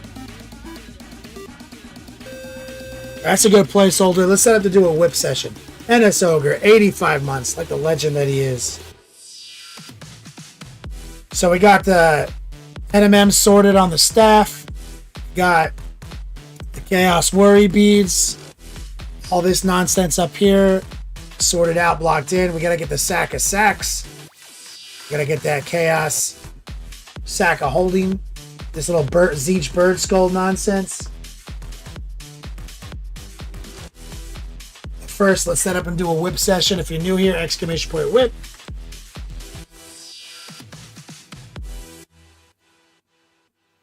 If you're following along with this project and you got your own Ahriman set up and you're like wondering how we got to this point, I do have some very handy videos on Patreon right now, edited out. The secret to this Ahriman was definitely the subassembly, which might sound extremely like normal and like, yeah, duh, Kenny to like somebody off the street. But the thing is like I don't do a lot of sub-assembly. I find it mostly unnecessary. In a slowdown. But for Ahriman, absolutely don't be fucking around. If you own an airbrush, which don't even talk to me about how hard it is to paint stuff until you buy an airbrush, because airbrush make everything easy. Exclamation point gear. But what makes this model go from annoying to easy is the airbrush and the way we sub-assembled them. And we airbrushed all of this cloth. There's no brushwork. And it's the Doctor Strange robe over his robe. We did it, just airbrush one side, airbrush the other. We made sure to paint his head separate and the interior of his Doctor Strange collar before we glue the head in, because you'll never be able to paint either of those effectively otherwise. So by following those simple guidelines, you make this shit real easy. Now, the only other thing I say might be worth sub-assembly would be if you can keep the staff hand off of him when you're airbrushing the robe. That'd be handy. But follow that guide.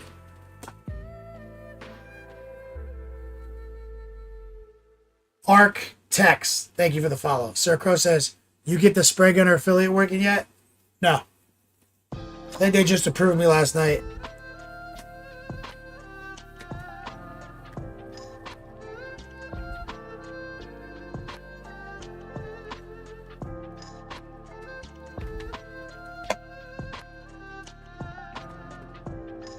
All right.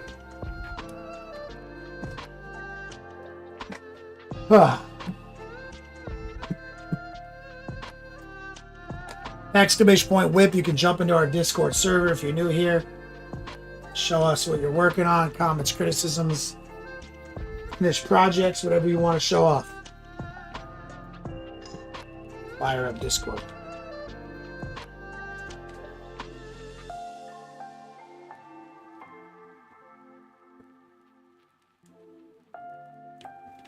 There we go.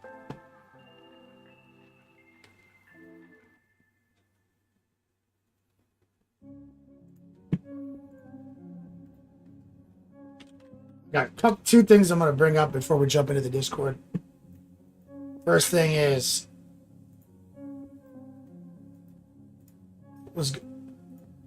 my Instagram page. If you guys don't follow me on Instagram, go ahead and jump over to my Instagram page and hit that follow button. I did just actually hit 20K followers. Now it's weird because like I hit 20K a while back and then it went to 19.9. So I went to 20. It said 20 like last year, beginning of last year. And then it went to 19.9 for a year. And then yesterday when I checked it, it was 20K. So I guess when I moved to Florida, a bunch of people weren't down to clown with boner pills and 4 Lokos, but now we've got our audience more set. But the reason for Instagram is it keeps you updated on all of our projects. For example, we did just get a big part of our Chaos project here ready for a Road Trader tournament last week. That was a big deal as we generate some momentum in the spring, moving toward the summer to meet our hobby goals.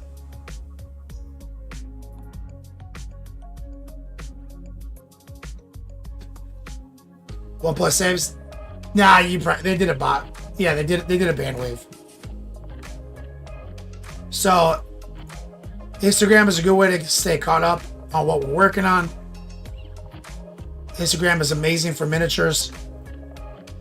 So as you can see, we've been working on our edgelords, repping the brand, and now our truck.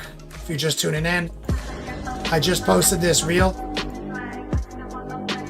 last night. And so thank you guys for going on my birthday wish list and giving me some of the stuff I wanted. Me and my dad spent all day yesterday wiring up the amp and the sub, and I did just get my custom emblem, and now we are an Edgelord Ranger. So now the Ranger officially matches our current Chaos project. Interior, everything. So as you can see, we've got a theme here. Tax deduction, baby.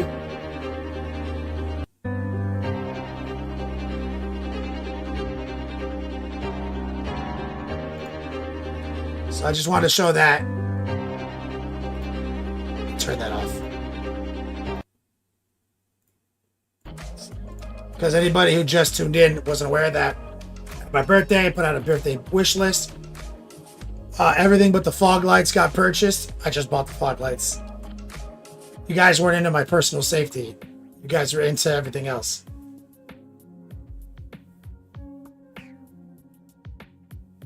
Replay, yep. My dad bought a carport from the internet that took us like a week to build. So that was fun. But we had a blast. My dad is dope. His electrical skills are truly inspiring. And even that emblem, the emblem is what I bought for me. I had that custom made, the Ford light up. And so in that video I just showed you, it looks very purple. That's just because of video. That shit is straight up neon hot pink, guys. That Ford emblem is not purple. It's straight pink. It's fucking Edgelord's AF. And I had that custom made. So that's what I bought for myself. And he has to wire into your running lights or your headlights. And bro, I'm looking at this nonsense. I'm like, I have no fucking idea what I'm supposed to do. And my dad, because he's a fucking boomer and he's a ham radio enthusiast and an electrical mastermind. I'm like, you're a master of electricity. He's like, I'm like an apprentice at best. I'm like, oh my God, dude. Because his skills, like, he could do anything. And he knows all the stuff and he has to like, pass tests and shit, you know? Want to look cool while rearing somebody recoil.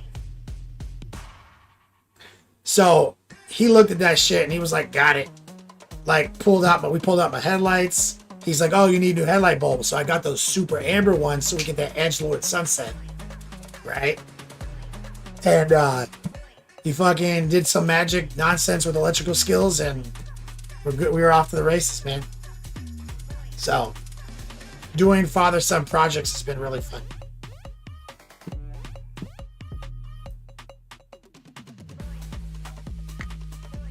Sir Crow says, we both know nobody used their headlights before.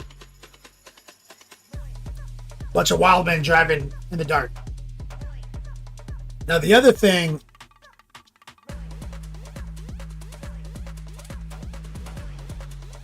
did I have another thing? Look, I thought I had two things.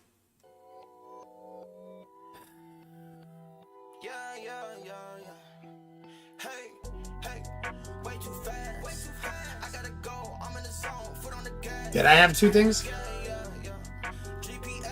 Log it. Go into Discord.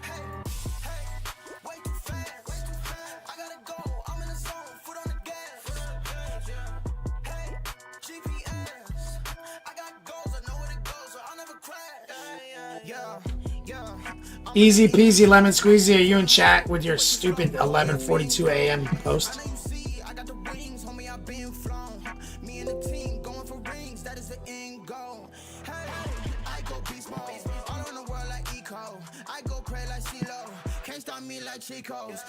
Yeah, he is.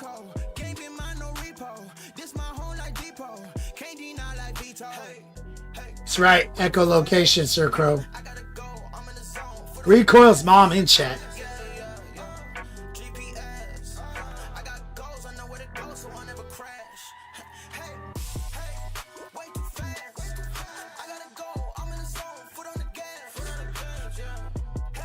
Oh man, it almost came to me. Something popped into my head.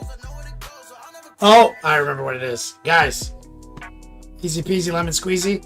Let's look at yours first.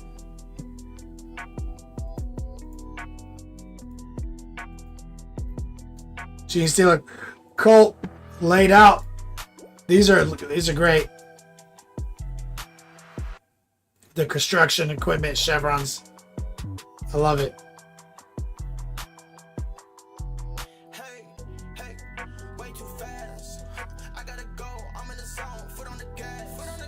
Yeah, yeah, yeah. GPS. I got goals, I know where to go, so I never crash. Hey, hey, way too fast. I gotta go, I'm in the zone, foot on the gas. My mom was asking all about Recoil's mom yesterday. Goals, I know where to go, so I'll never crash.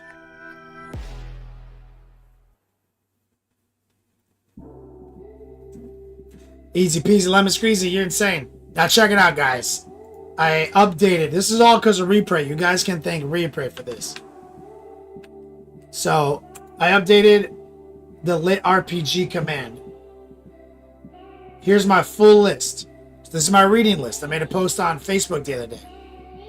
So that link will take you to my fucking blog, which I use as my website. By the way, guys, this is a blogger account that I've had this blogger for Google Blogger account since literally 2010 when I started my business as my website, and I felt no reason to change it since I'm already all SEO. So this is a post to my blog, and this is a list, an up-to-date list of my lit RPG reading list. This is my top picks, and I've read, literally, guys, fucking 60 books a year for 10 years. Like, for 14 years since I started. Like, this has been what I do while I'm painting since I started my business. Easy peasy says, insane. This is hobby momentum. Ball with it, dude. So, my genre of choice for painting is lit RPG. I've been into it since it started. And I've read so many series, it's ridiculous. I've read every book in all of these listed series right here. And so these are actually affiliate codes because I found out I can make these too. So if you're into Audible, I recommend it. Every time one of my students comes to me on how to defeat hobby, like the hobby slump, I tell them that if they don't have an Audible account, get one, make it a part of your life, and always listen while you paint. And it will change your game. And these are my top picks. And so I love this. The Necrotic Apocalypse series. This is a lit RPG book. It's an apocalypse in our contemporary world where the MC is a zombie. And it's dope. And I've read all the books in this series. Reborn Apocalypse. This is the one that Reaper, I think, overheard me and Wyatt talking about. This is one of my favorites that came out years ago. But then we had to wait like 3 years for the fourth book. It's really fun, creative, love it. And it's a system apocalypse genre. A system apocalypse is when we're on Earth, and then an apocalypse occurs on Earth, and we basically get dragged into a multiverse or a universe system, and it becomes lit RPG, right? As opposed to somebody was whisked away to a magic world. And so this is like almost a death game too. Love this one. I got turned into this one right here, Legend of Randomly Ghost Sound. It's been suggested to me 1,000,000 times. I finally read it, and then I read all 8 books. Love it. It's a system apocalypse. Almost done with the Horus Heresy series, Redcoat. I won't even touch those books. I read the first 2. I was like, never again. Primal Hunter, another very similar to Randomly Ghost Hound. Imagine that, as a matter of fact, there's 3 books that are very similar. So this one, Defiance of the Fall, Primal Hunter, and Randomly Ghost Hound.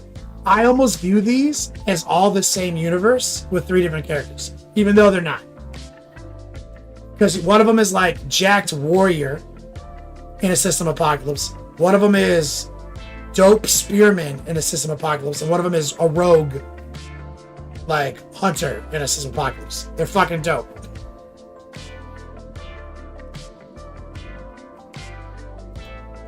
Now, he who fights monsters, this might be the GOAT, and I think that if you just go on Amazon and you look at the reviews, you can see that it has so many more reviews than any other lit RPG book.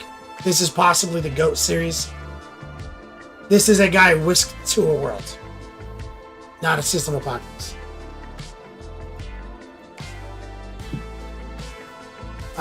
And this is quickly becoming second GOAT, Dungeon Crawler Carl.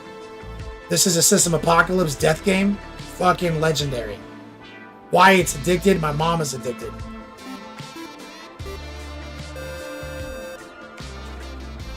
War Pigment. 57 months, you legend. This one, I got turned on to this years ago. The Good Guys. This is a guy whisked away scenario. They're very short, almost novellas. They're not worth the credit. You just buy them with money. I love them. They're fucking amazing. And this is also top tier. This is a person whisked away to a fantasy world. It's basically straight up Dungeons and Dragons. Flawless. This shit's flawless. Alright, just wanted to get all that out there, guys. Pelican Paints.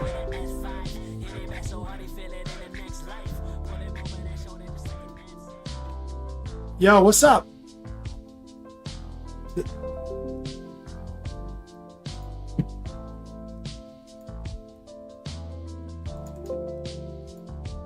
I remember when you were a viewer. Now you're streaming and raiding us. Alright, let's jump over to Kramus. So what I was just going over, if you're just tuning in, I was going over my updated reading list. I finally published it, ! Lit RPG. Kramus has finally posted his Stampa. It looks like it's done. Holy shit. This is looking incredible. The whips, so your whips to where you are now, it's like a different model, Kramus.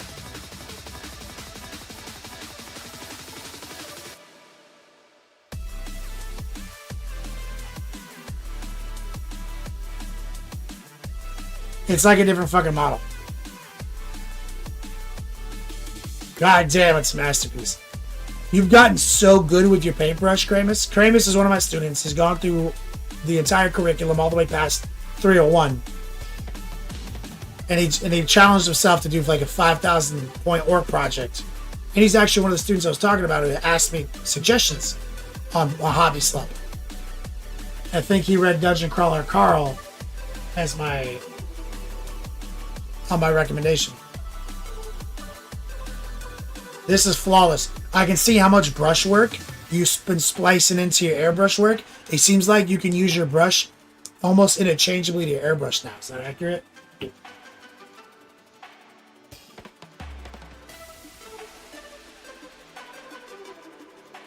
Oh.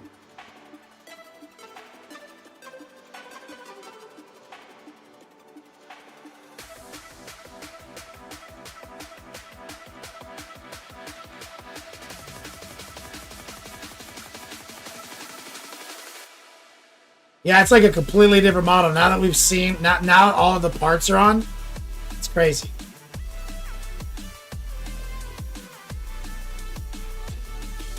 Pelican Paints. What's up, man? Yeah, Kramus. Yeah, I see how you go back and forth between the two now. It's beautiful, man. This stomp is awesome.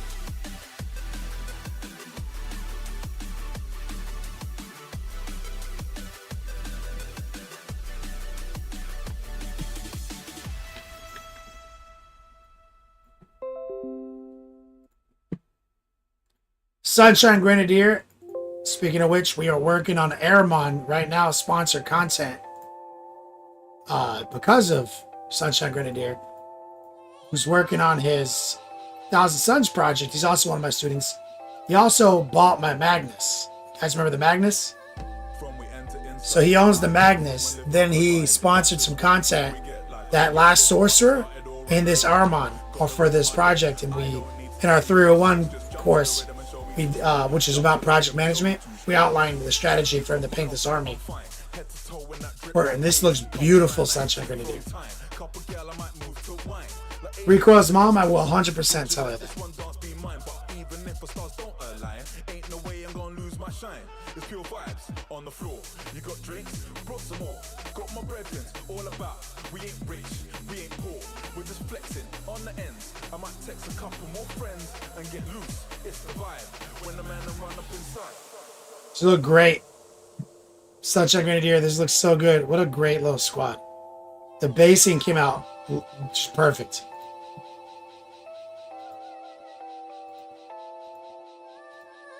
From we enter inside, I come through and lift up the vibe. That's just what we bring, we get like. Gonna get this party started alright all night. Got the rhythm on deck, I don't need to tell you what's next. Just jump to the rhythm and show me two-step. Jump to the rhythm and show me two-step.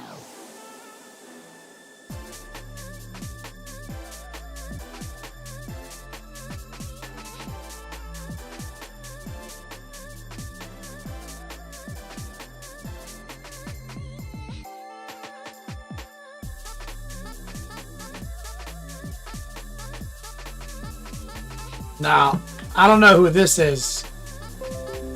The username is literally a period.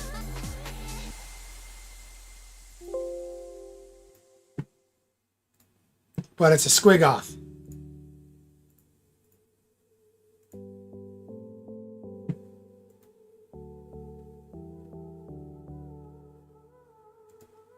That skin looks awesome. This is 3D print. The light's really washing this picture out, though, unfortunately.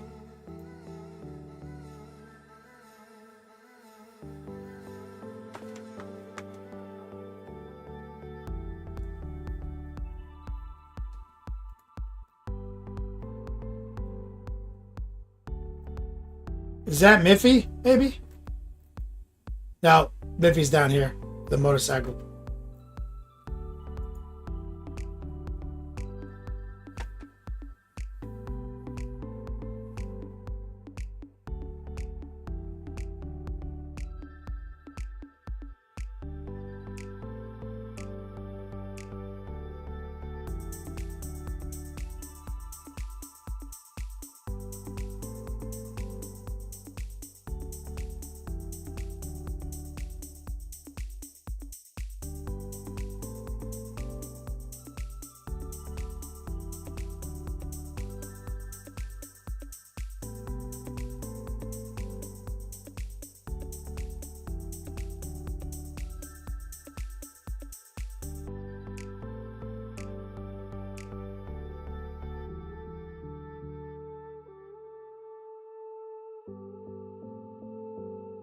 Amazing. Wish I knew who painted it.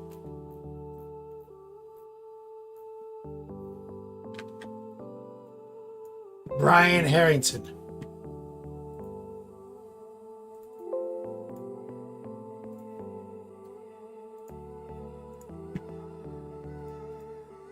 Oh, nice airbrushing. Think about going back over these with a very thin warlike purple or a transparent purple.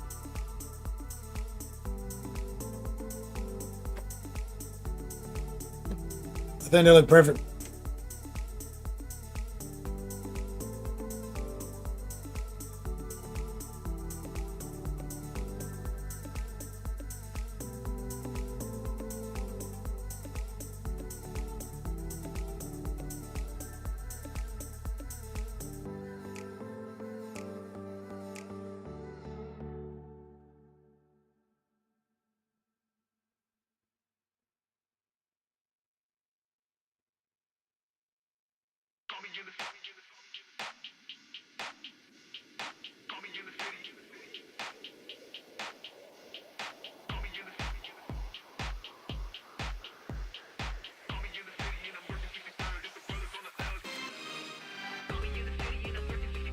Miffy, it's yours.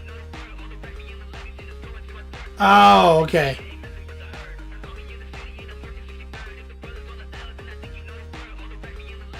No, I thought it might have been yours. But then I saw one from you, so then I was like, no. Okay, makes sense. It's Miffy. Rock and roll. Rock and roll 100.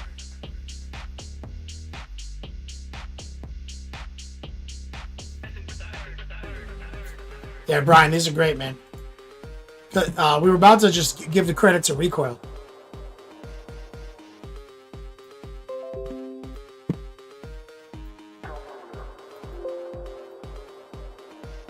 Sir Crow.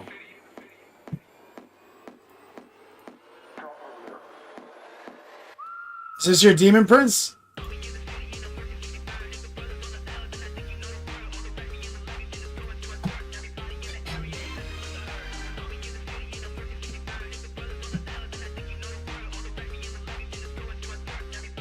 I'm into it. What's that? Which Demon Prince is better? The Footprints?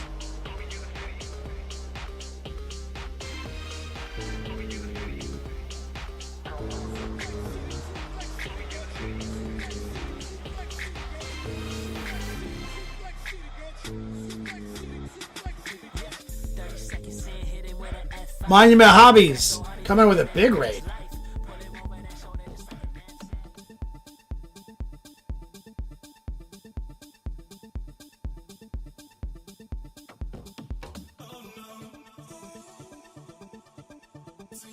Let's get some hype in chat for Monument Hobbies, the progenitor of the Pro Krill paint line.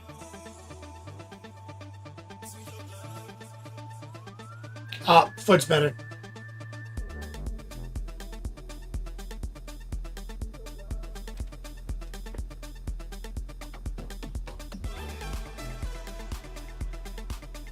Welcome, nerds.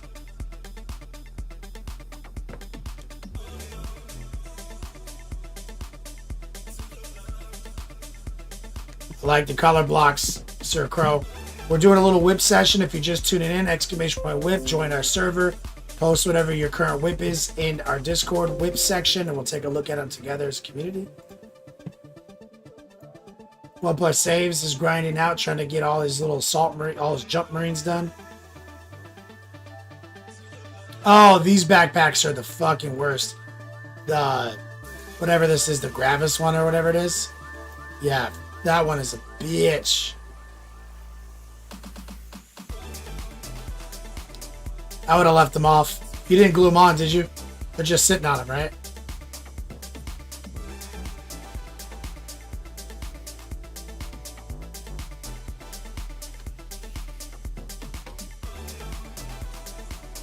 Who's that? Good job. It's a bonus contrast to be able to airbrush the backpack separately. Sir Crow, the wings let you read a play around though. Yeah, no, I like the aura better. Miffy. It's in the hot garbage phase right now. 3D print, that's right. It looks beautiful though.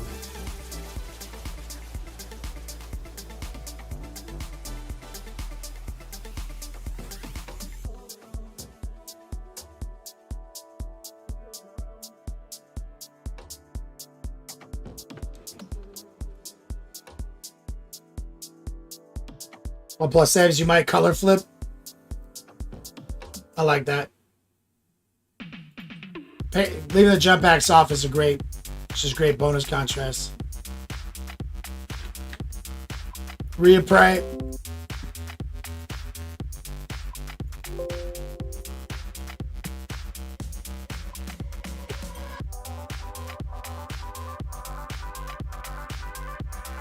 Your little warjack. This thing is so fucking beefy. I love it. This is the guy with the 2 shields.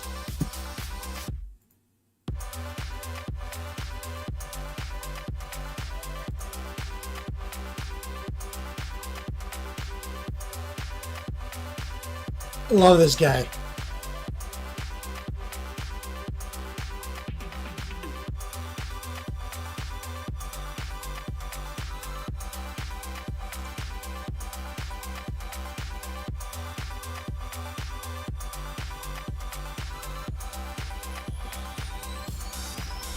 Oh yeah, people love the noosh, as Recoil is saying, Jason.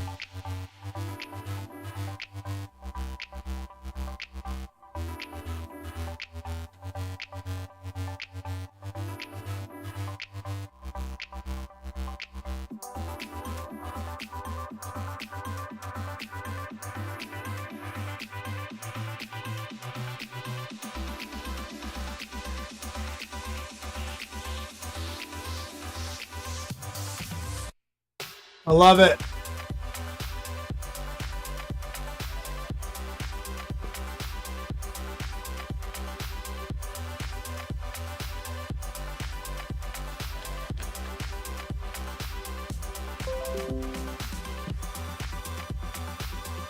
Got Disco up next. Good job, Reapray. Finishing this up, back to the dwarf. Face needs work.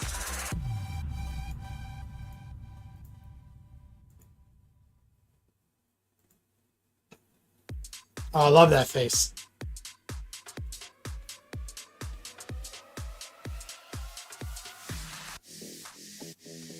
Are these cultist models? Like straight up just cultist models now?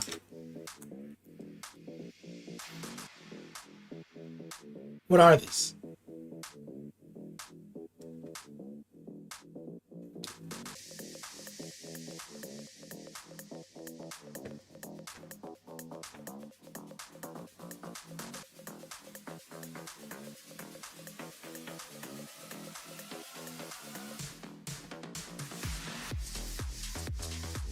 Damn, I need a, how many cultists have you painted now? 20?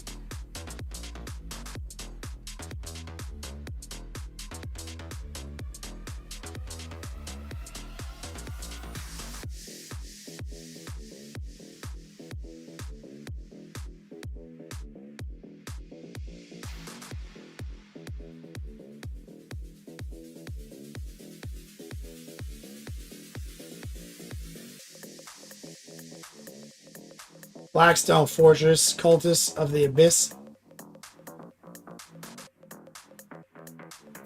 Thank you, go boy.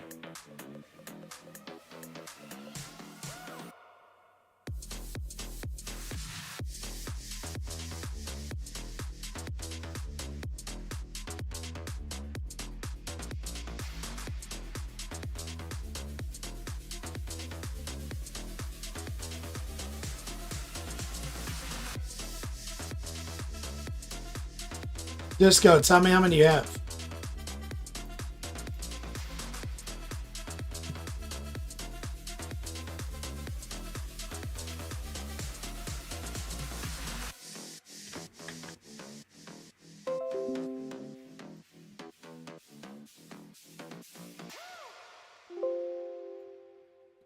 Papa Penguin.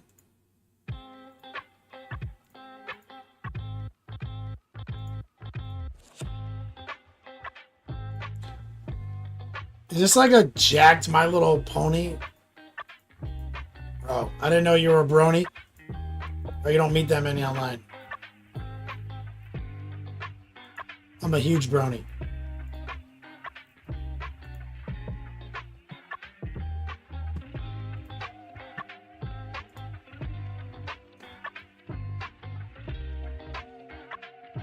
Disco, you've got like a dozen painted?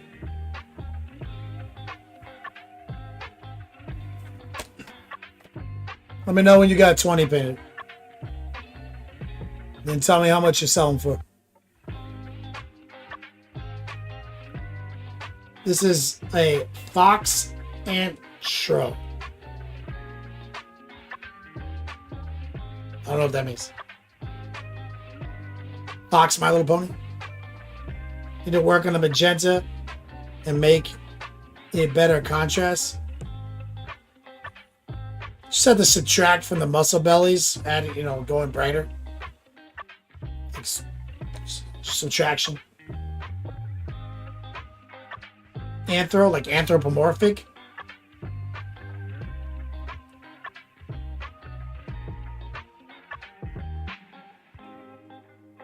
Recoil, that whole sentence you wrote doesn't make any sense to me.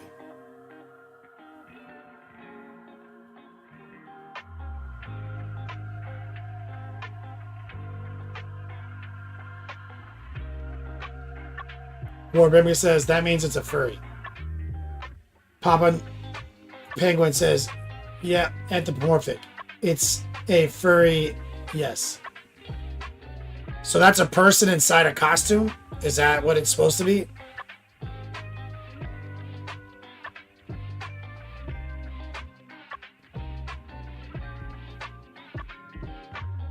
Or is it like actually a fox person?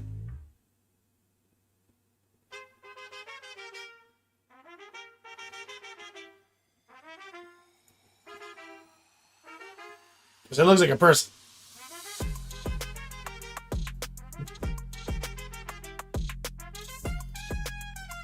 Yeah, I mean, whatever your magenta is, you just need to subtract from the muscle bellies. It looks like you already started doing it, like right here. See? Looks like you did a lighter version inside of this grouping right here. You just do that everywhere. Just like you see how the deltoid's like a ball, the biceps like an oval. You just kind of like subtract from all the muscle groups, smaller and smaller. You don't even have to do any blending. Just be respectful. That's how you get the contrast.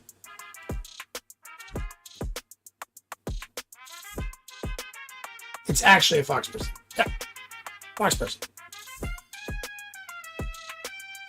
Oh, I see. My Little Ponies are actually ponies. They're not anthropomorphic. Let's see.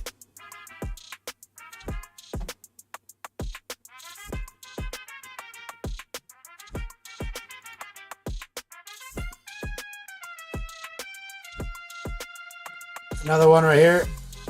What do we got here?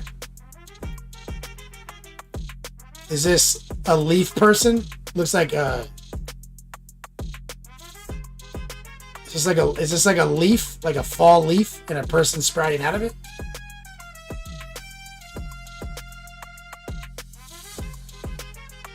You need to get your model stand holder on lock. Your hand is slathered in paint.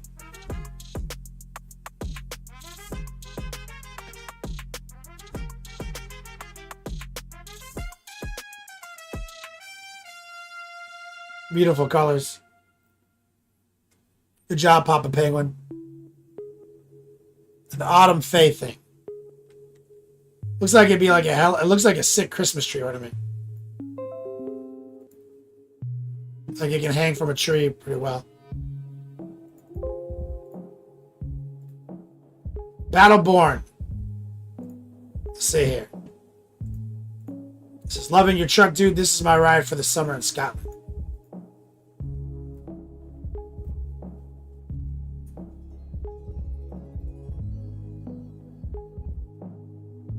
This thing is so cool.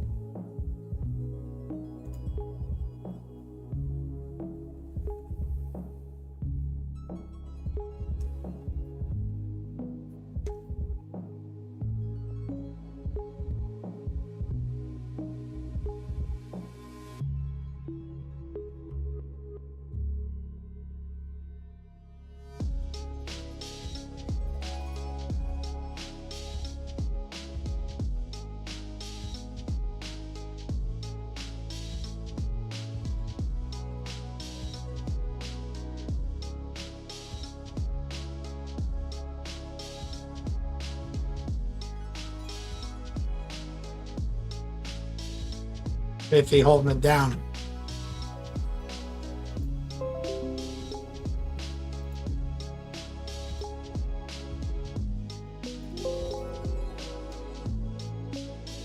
Lordum, what you got here? Is this a big old Tyranid display board? Oh, hell yeah. Look at this.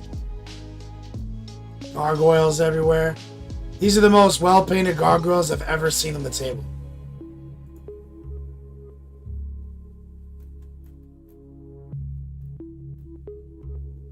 Purple and green.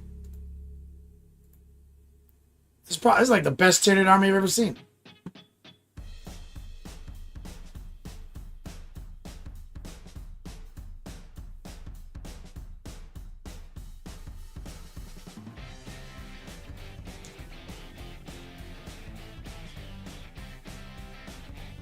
Biffy, no fancy decals on your ride. Nope.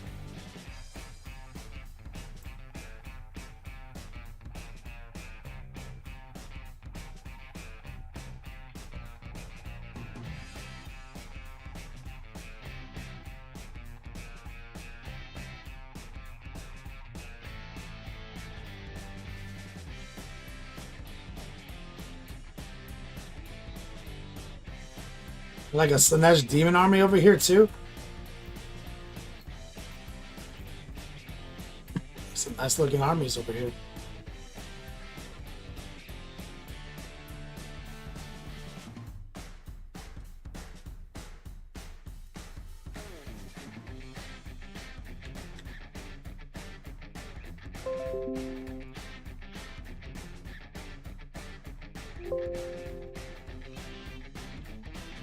War Pigment. Let's take a look at his orc project.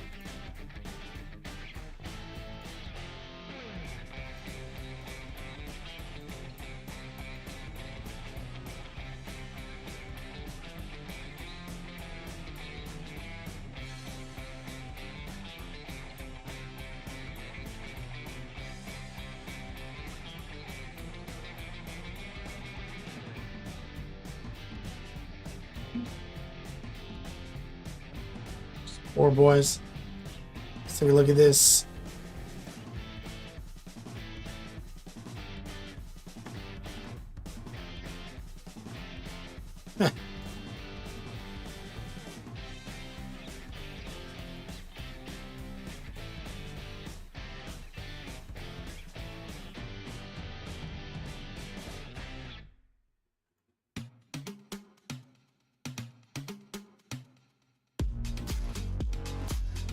What a sick conversion.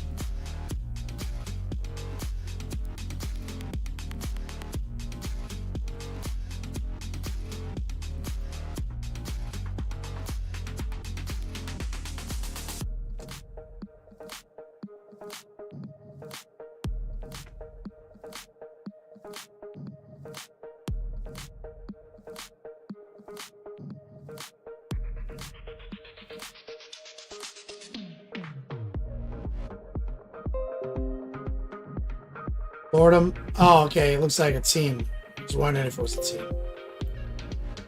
Battle for Salvation. Team tournament. They won Best Painted. And 5th place. So that's his. This is. Oh my God! Look at this. How much? How big is that?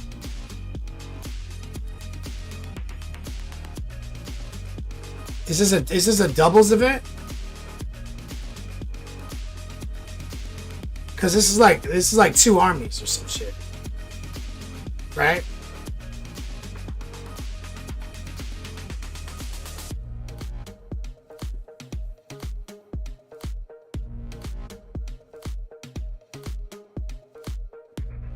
Well, plus saves, yeah, put them on. You can pay it. Oh, it's 8-person team? Is that just a 2,000 point Tyranid army? Holy fuck.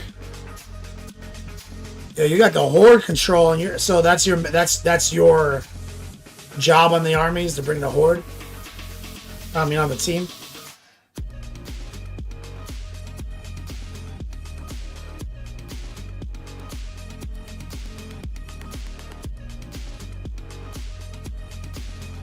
Goodness.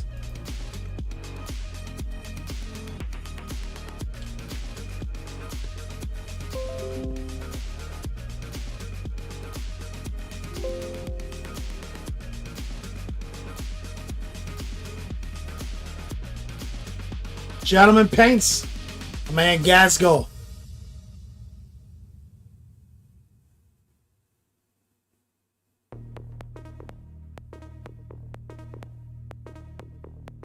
Trip Hill says if you do Gaunt spam for 2K, it's a shit ton of models. Yeah, I played a billion team tournaments, and that's always good meta is to have somebody be the horde. Because then the horde guy can be kind of your sacrifice. Kind of control anything.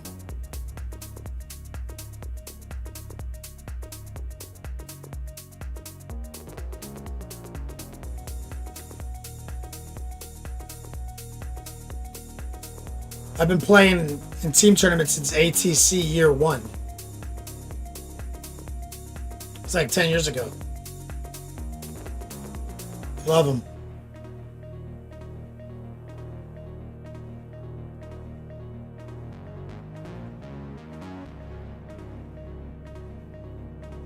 Gaunt Horde attacks for the strong in general. Team or not, Elro. Yeah, I heard that. Yo, beautiful work, gentlemen. Let's take a look. Speaking of Elro, let's take a look.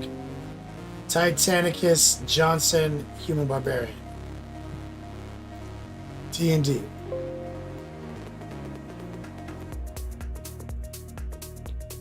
Professor Swolstein.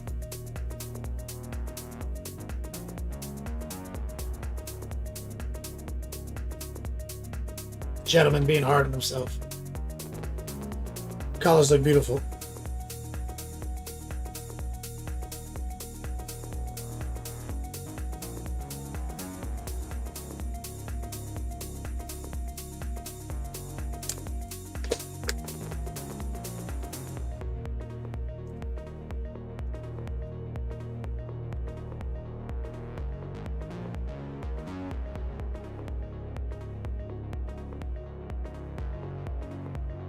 What? Yeah, I love the WWF belt. The championship belt looks sick.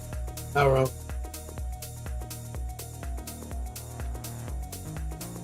Lordeman says, Kenny, thank you for the compliment. 8-man teams 2009. Lordeman, why are you responding to me in Discord, not on Twitch chat? It's like maybe you're at work and you can't.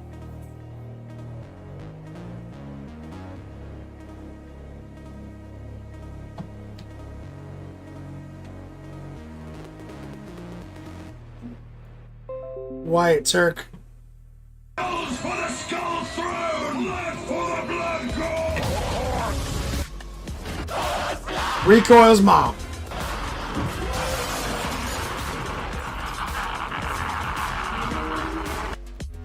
Says, all the love to you and your family. Dropping a 20 spot. My channel's sweet ass. Let me get some strong mom love in chat for Recoil's mom. Thank you so much. Jumping into our Final Four Florida Man Friday.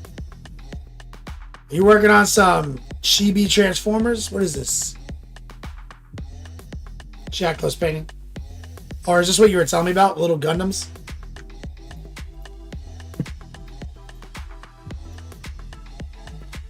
Little Optimus Prime here.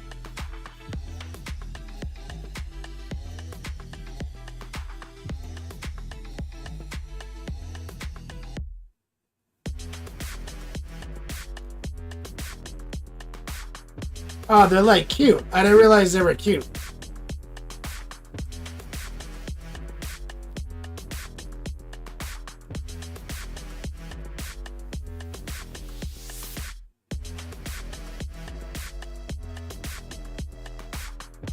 The mech models.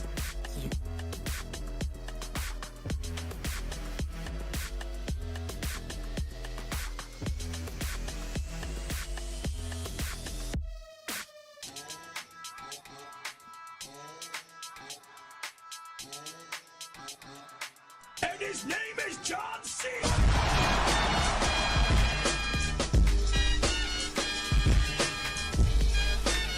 Idiot on a rampage.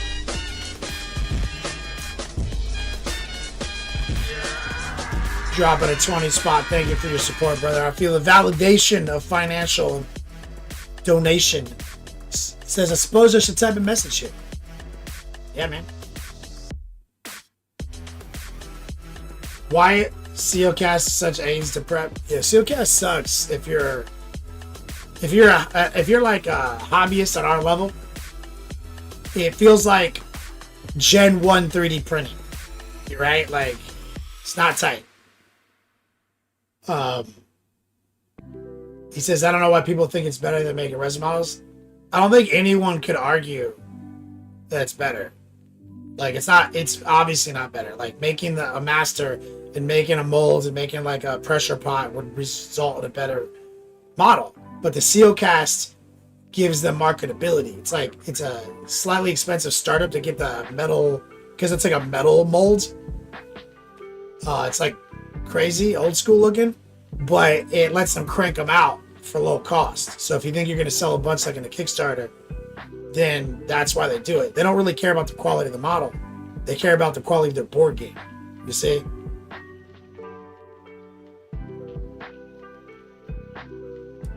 They're not better. Like, pressure pot, resin, rubber mold better. But harder to fucking fulfill orders.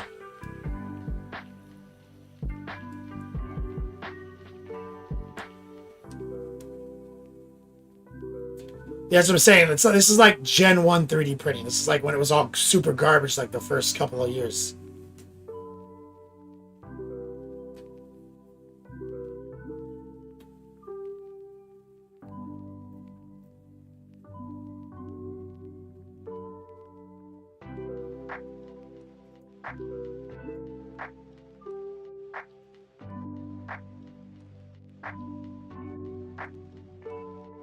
All right, let's jump back into it.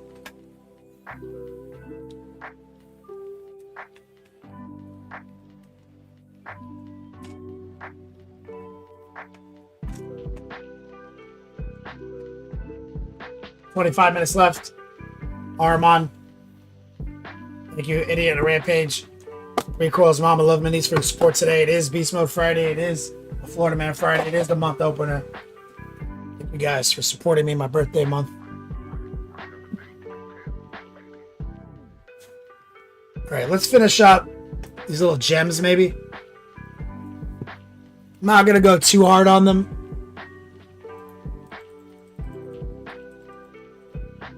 Maybe, I don't know. We'll see. So, it's currently jade, the big eye. So let's add some white to the jade. And what we want to do is go bottom right and do a heart pull.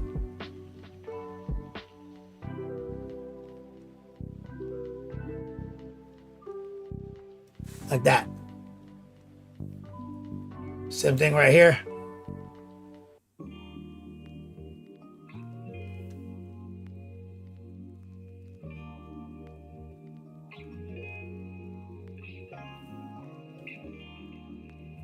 Back here.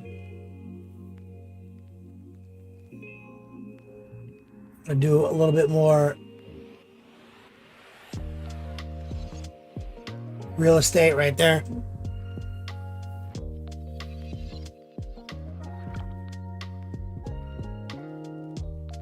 Less. Let's get a little bit more white in the mix.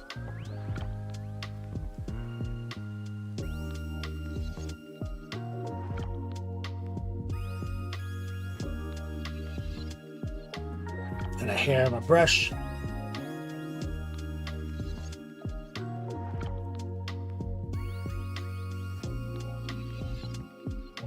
A little bit more white, a little bit of noosh, heart pull.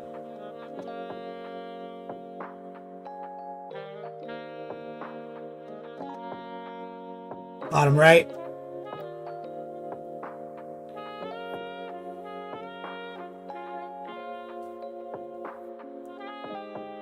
A little bit more white.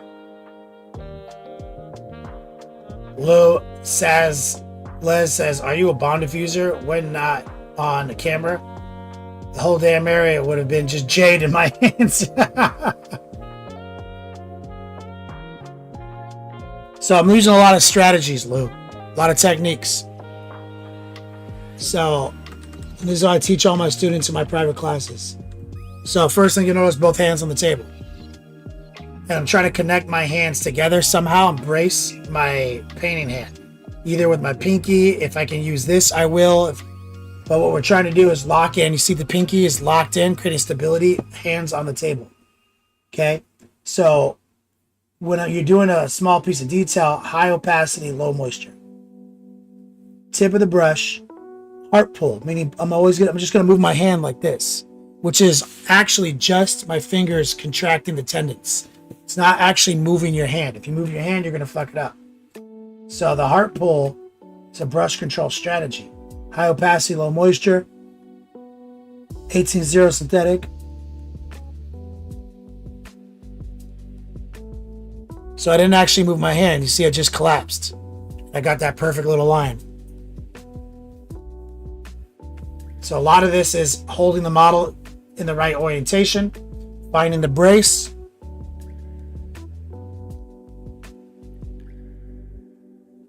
Get a little bit more. High opacity, low moisture.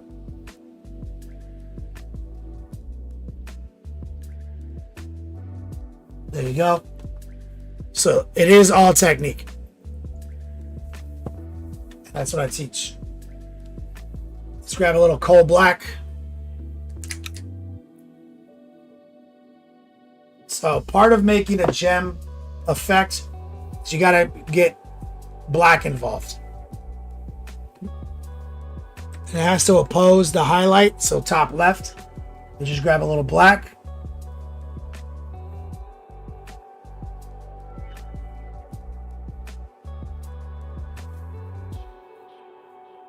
We're gonna bottom right, now top left.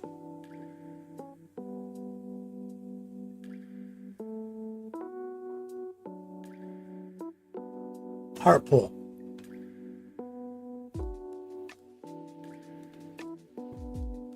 I might come from this approach here. Gotta be careful not to smash his horns though, you see?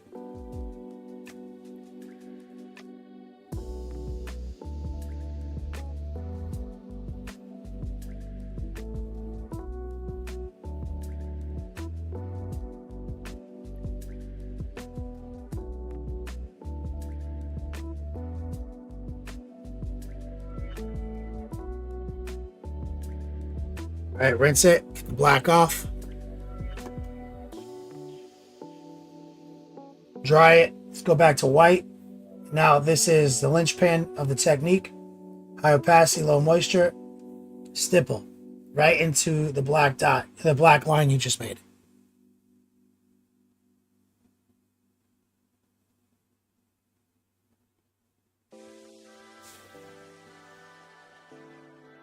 Too easy.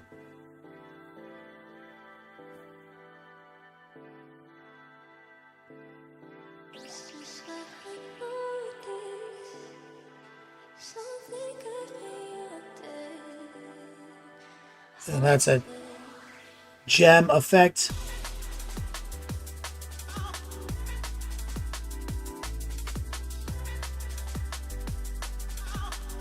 Just into the black line. There you go. Just like that. Now for the one that we did red, it's very small. So let's see. I'm going to grab a little white. And we just put watered down transparent red on it. So I think I'm going to kind of just play with it. I think I'm just going to do a center mass, where I'm just going to highlight the whole center.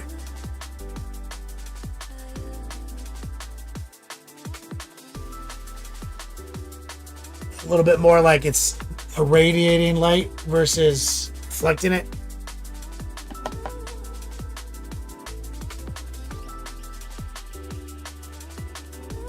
All right, so now that we got the effect sorted with 18 minutes left, let's do something I've been very excited about. That fucking sack.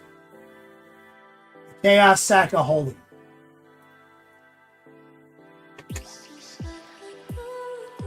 When you're talking chaos sack of holdings, there's only one color that you could lean on. Okay? That is a straight up flesh tone. So that's shadow flesh. So we're gonna take that, and right now it's just like a brown color. So I think knowing me, I probably added black and white together and brown. That's what I do when I'm being lazy. I probably added some of this. Probably did something like that. Now I'm gonna add some shadow flesh over here. Get some noosh.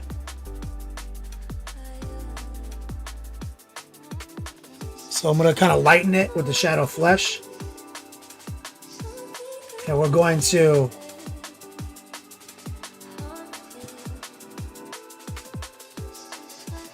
see what I can do here.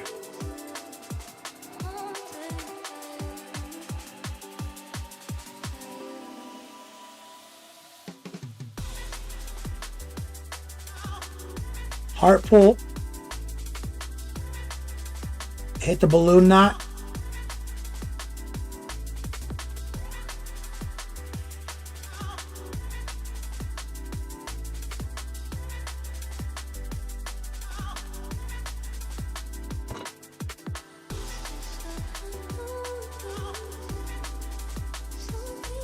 teardrop shape.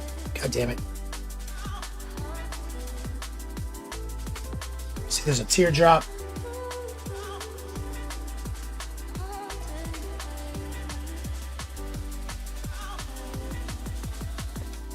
God damn. Try to get a secondary teardrop. Right there.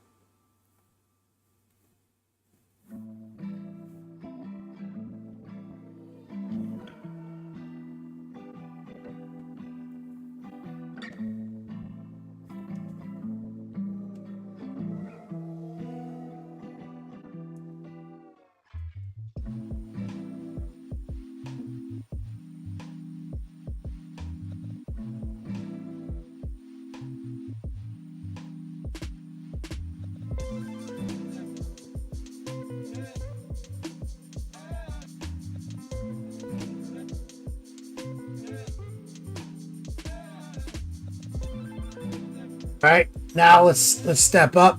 More flesh, less brown.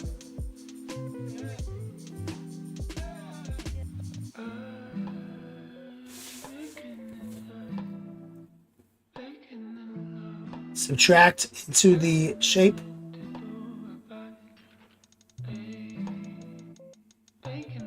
Little stippling.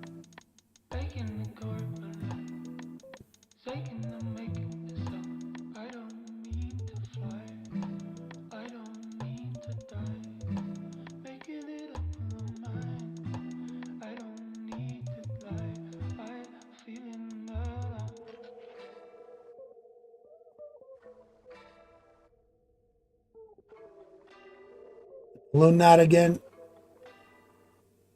Hit some of these stretches. The sack stretches.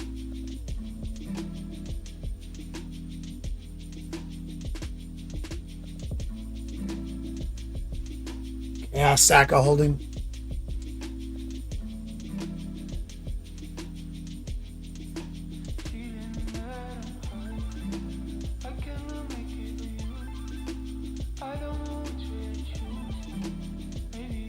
Recoil says, thankfully, he manscaped.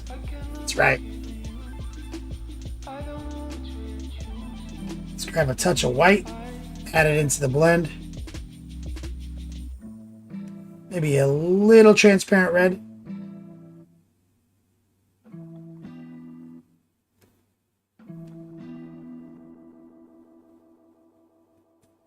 Touch of white. Noosh.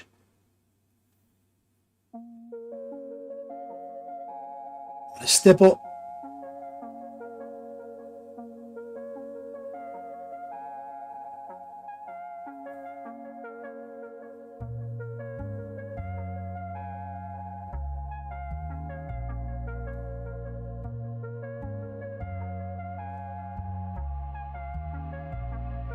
Sewing machine stroke.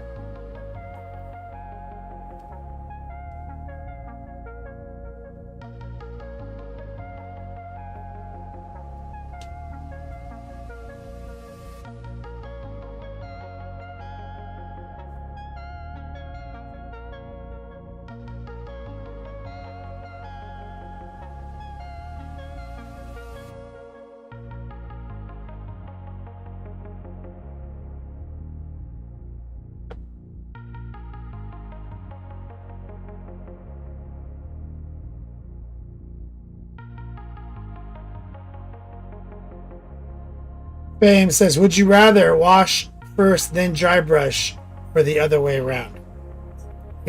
Project dependent. A lot of times if you dry brush then wash, you end up dry brushing again anyway. So usually it's both. Usually you dry brush, wash, then dry brush. If that's the kind of technique you're looking for. All right, a little bit more transparent red, a little bit more white.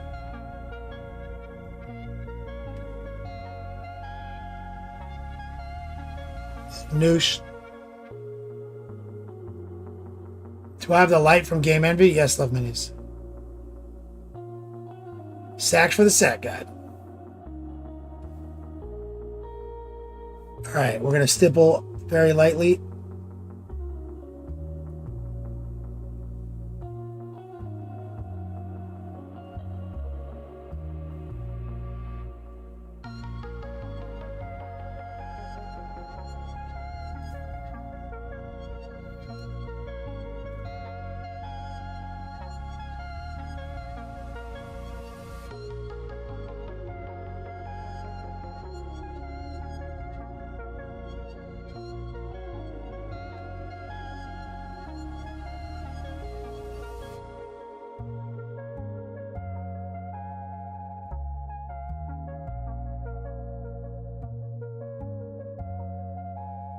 There we go. Sack of holding, baby.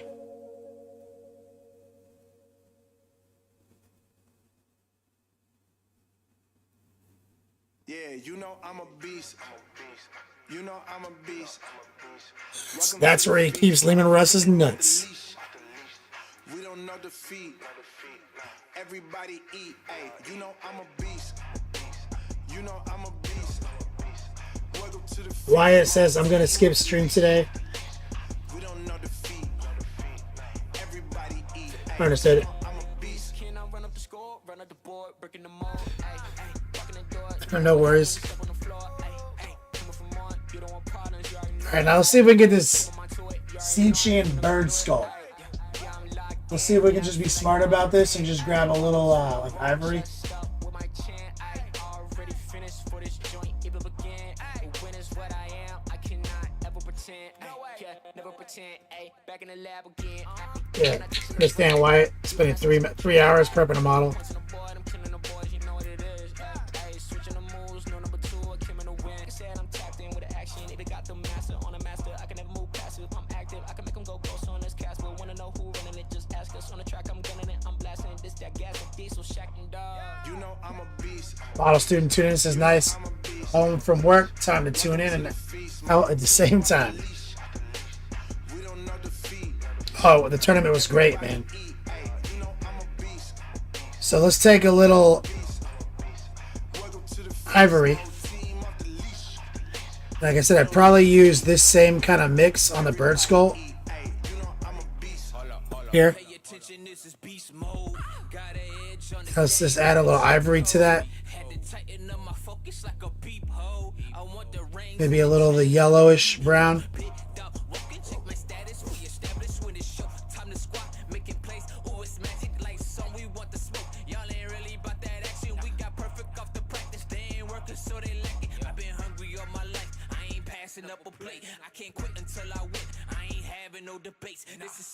We're just gonna kind of touch the edges of things.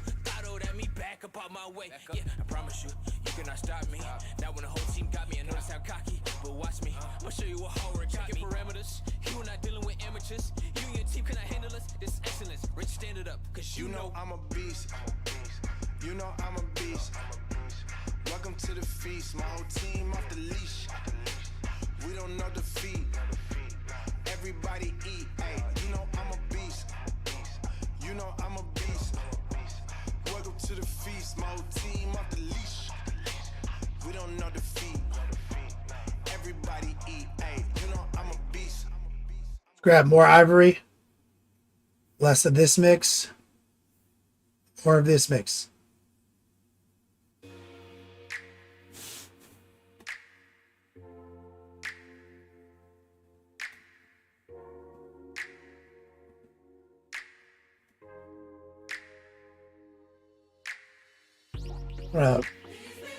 Back off a little bit, go back to the old mix slightly.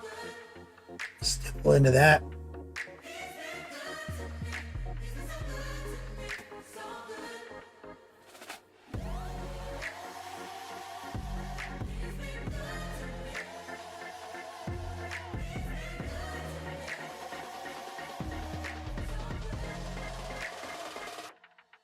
There we go.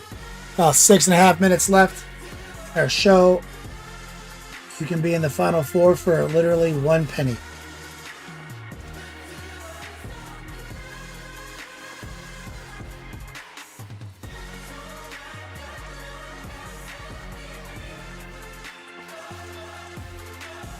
What's up with Zinch bird skulls as decor? It's like Space Wolves decorate their shit with like wolf skulls while loving wolves. And what's Zinch's relationship to birds? Are they demon skulls? Maybe they're like demon skulls.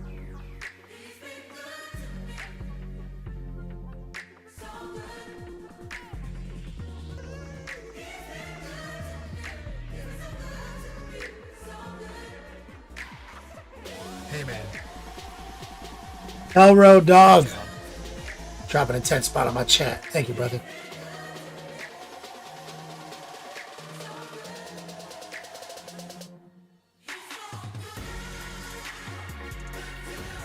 Thank you so much, homie. Is it because Zinch himself is like a bird? So they just like, they're like fuck birds that aren't Zinch and they kill them and then decorate their bodies with them? Like, what's the motivation here? Like, do they rep birds because they like them? Then why do they kill them and decorate their shit with them? Or do they hate birds, but their god is a bird?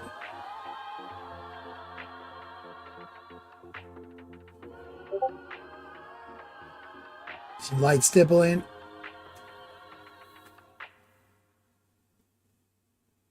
You want that to look nice and clean, Elro. Let's grab a little white. We'll do a little bit of light dusting here. Just like kind of stipple up against some edges.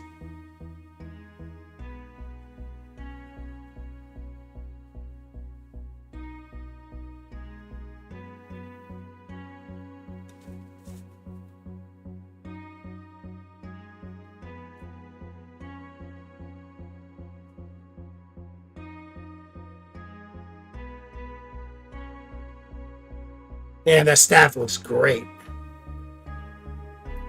Bro, look how sick that fucking staff looks. Birds aren't even real, Reaper. That's right, man. Oh, maybe that's why.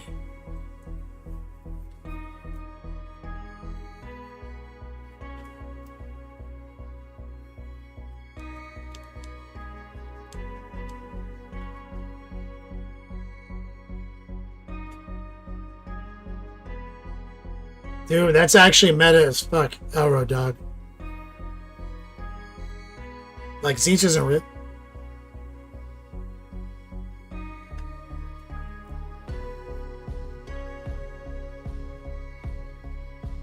And this ogre, the ibis. Yeah, it's definitely the commonality. But did like ibis worshippers just cover themselves in the corpses of ibises? Jar Chulius, thanks for the follow. Recoil says maybe its favorite servants that passed. Oh, that's very Egyptian. That makes sense. It was awesome KFC meal. I think we figured it out. I think these birds aren't real.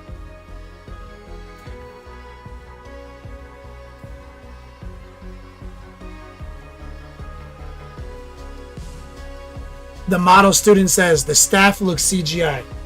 That is a compliment for me. That's like kind of my paint. That's kind of what I work toward. I want to paint things that look that way. That look kind of like uncanny valley. Like they don't make sense. Like it's too sharp.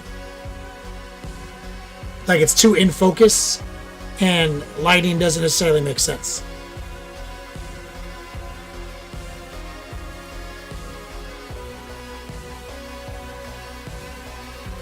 Now this part we should lightly dry brush.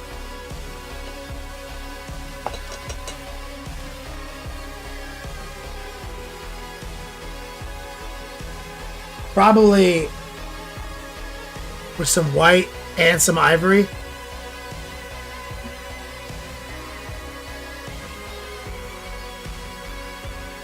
And it's right now it's just gray and white. But with a minute 30 left, we do have 4 people on the final 4. Thank you guys. That's right, I have a producer that does my CGI Monument Hobby says. The whole time I'm moving my hands around. Yeah, a lot of the reasons people say that about my models too is that like I don't subscribe to lighting. Like my lighting is like showroom floor at a Lexus dealership. Like, I don't pick a light source. Every time I aim the airbrush, that's the light source. And so when you get all these like light sources that don't make sense, and then you over sharpen the image, it's like, you know, pre-rendered lighting angles from old video games. Monument Hobby soft round dry brush is perfect for the job here. I dried it excessively, and when you have like a shape with this kind of texture, this is like, don't overthink it, guys. Just pull out your Monument Hobbies dry brush and dry brush that motherfucker up. 24 seconds left. Using very light brush pressure and excessively dry mix on the brush. Something you don't want to do is have like a wet dry brush and think you're going to dry it off and use it. When I rinse this off, it's done for the day. It needs to air dry all the way back to perfectly dry state. You gotta get swifty in here. It's time to get swifty. Uh-oh. You gotta get swifty. Oh, yeah. Take off your pants and your panties. Shit on the floor. And you see how with just a little bit of light dry brushing over our airbrushing, look how beautiful that looks. Model Stitches looks absolutely sick. The skulls have residual bird guide powers. That's right, man.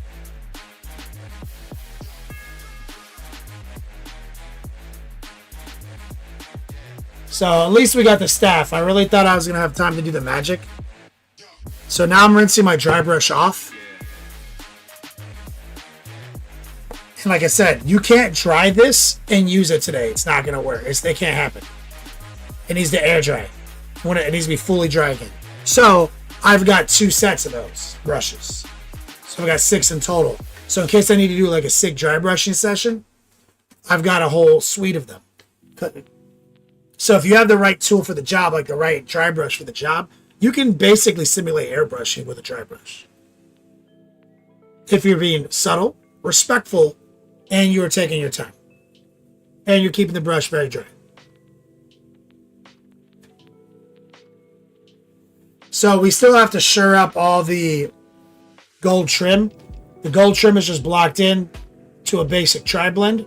It needs to be edge highlighted still, because most of the N&M feeling comes from that final edge highlight. Like right here. Like that's why that looks so sick. All of the trim has to get that too. Right now what you're looking at is just pure airbrush robes, sub-assembly. With these new kind of chaos models, don't try to airbrush the blue and then cut the trim back in. That's just stupid. Airbrush the cloak, the robe on something like this. Block in the blue by hand, just kind of sketch it in real fast. And then bang out the trim and then go back into the fields and just do some subtraction. There's almost no blue on this model. Just paint it with your paintbrush. You're going to kill yourself trying to preserve your fucking blue airbrushing. Waldo's, my man, 67 months. Hitting a Rampage says, I started doing that with my dry brushes, not using them after I clean them off. That's why I have 6. The artist, Amelia. Love Mini says, that's our raid. David Vegas. Vegas says, thanks for the best Nids comment again. Looks great. Have a great day. Oh, it was David. Or Dr. Rhino. Okay. Love Minis, did you pick a time for tomorrow's Jersey session?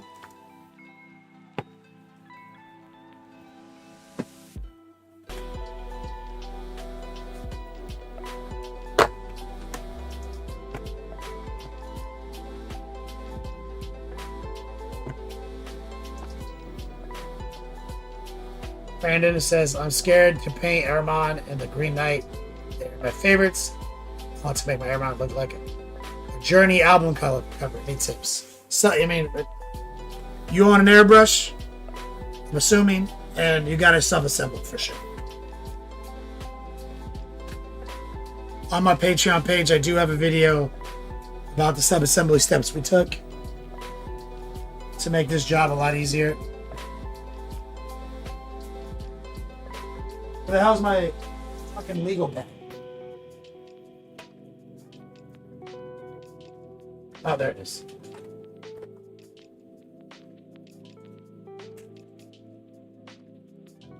New month.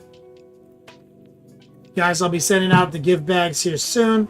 I'm waiting for my Game Envy stockpile before I get them all gone.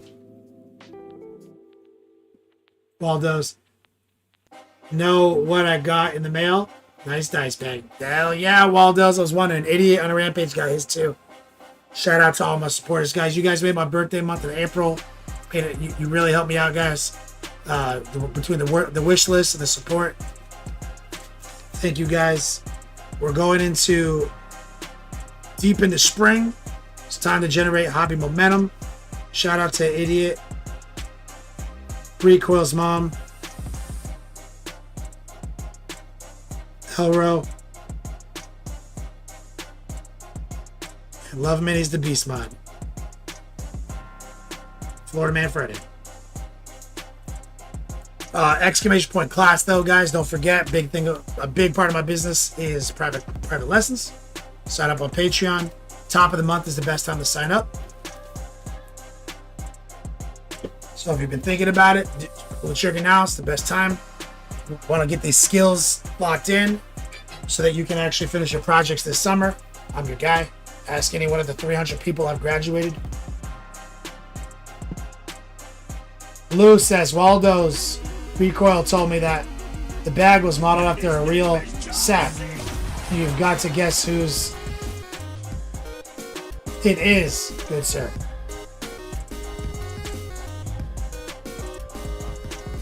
Oh. Waldo's, thank you for the support. He's not even talking to me. Go Boy says, did you guys sell all the Longwood ice bags? You have to ask Rob. Waldo's my dude. Thank you for the tip, brother. Alright, let's set up to catch a raid on Twitch. I'll be back on tomorrow, early afternoon. Love Minis, who did you say before? What was the name of that person? It's not a new. That artist, Amelia. Let me go take a look. Let's see. Let's go do some creeping.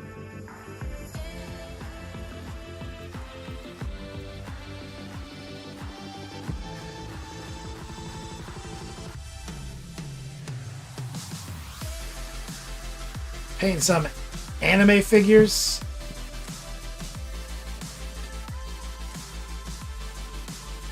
Let's see what Dr. Rhino is up to. I'll make a decision.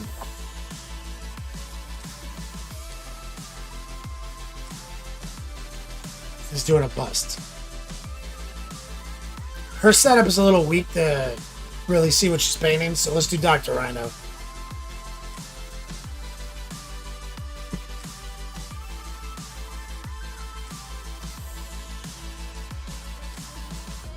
Or pigment too? Wait, what? Oh, War Pigment streaming. Oh, he's our buddy. Let's go raid War Pigment. He's our buddy. Let's go hook him up.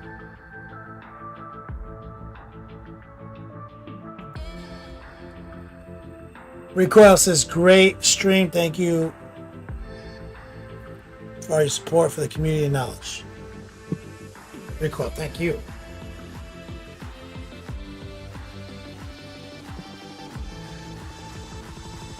Alright, I'm setting up this raid right now, guys. Let's bring some length and girth and positivity on over to War Pigment.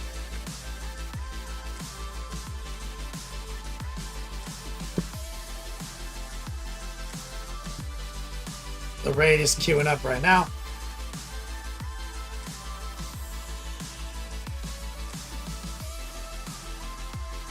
I'll see you guys tomorrow.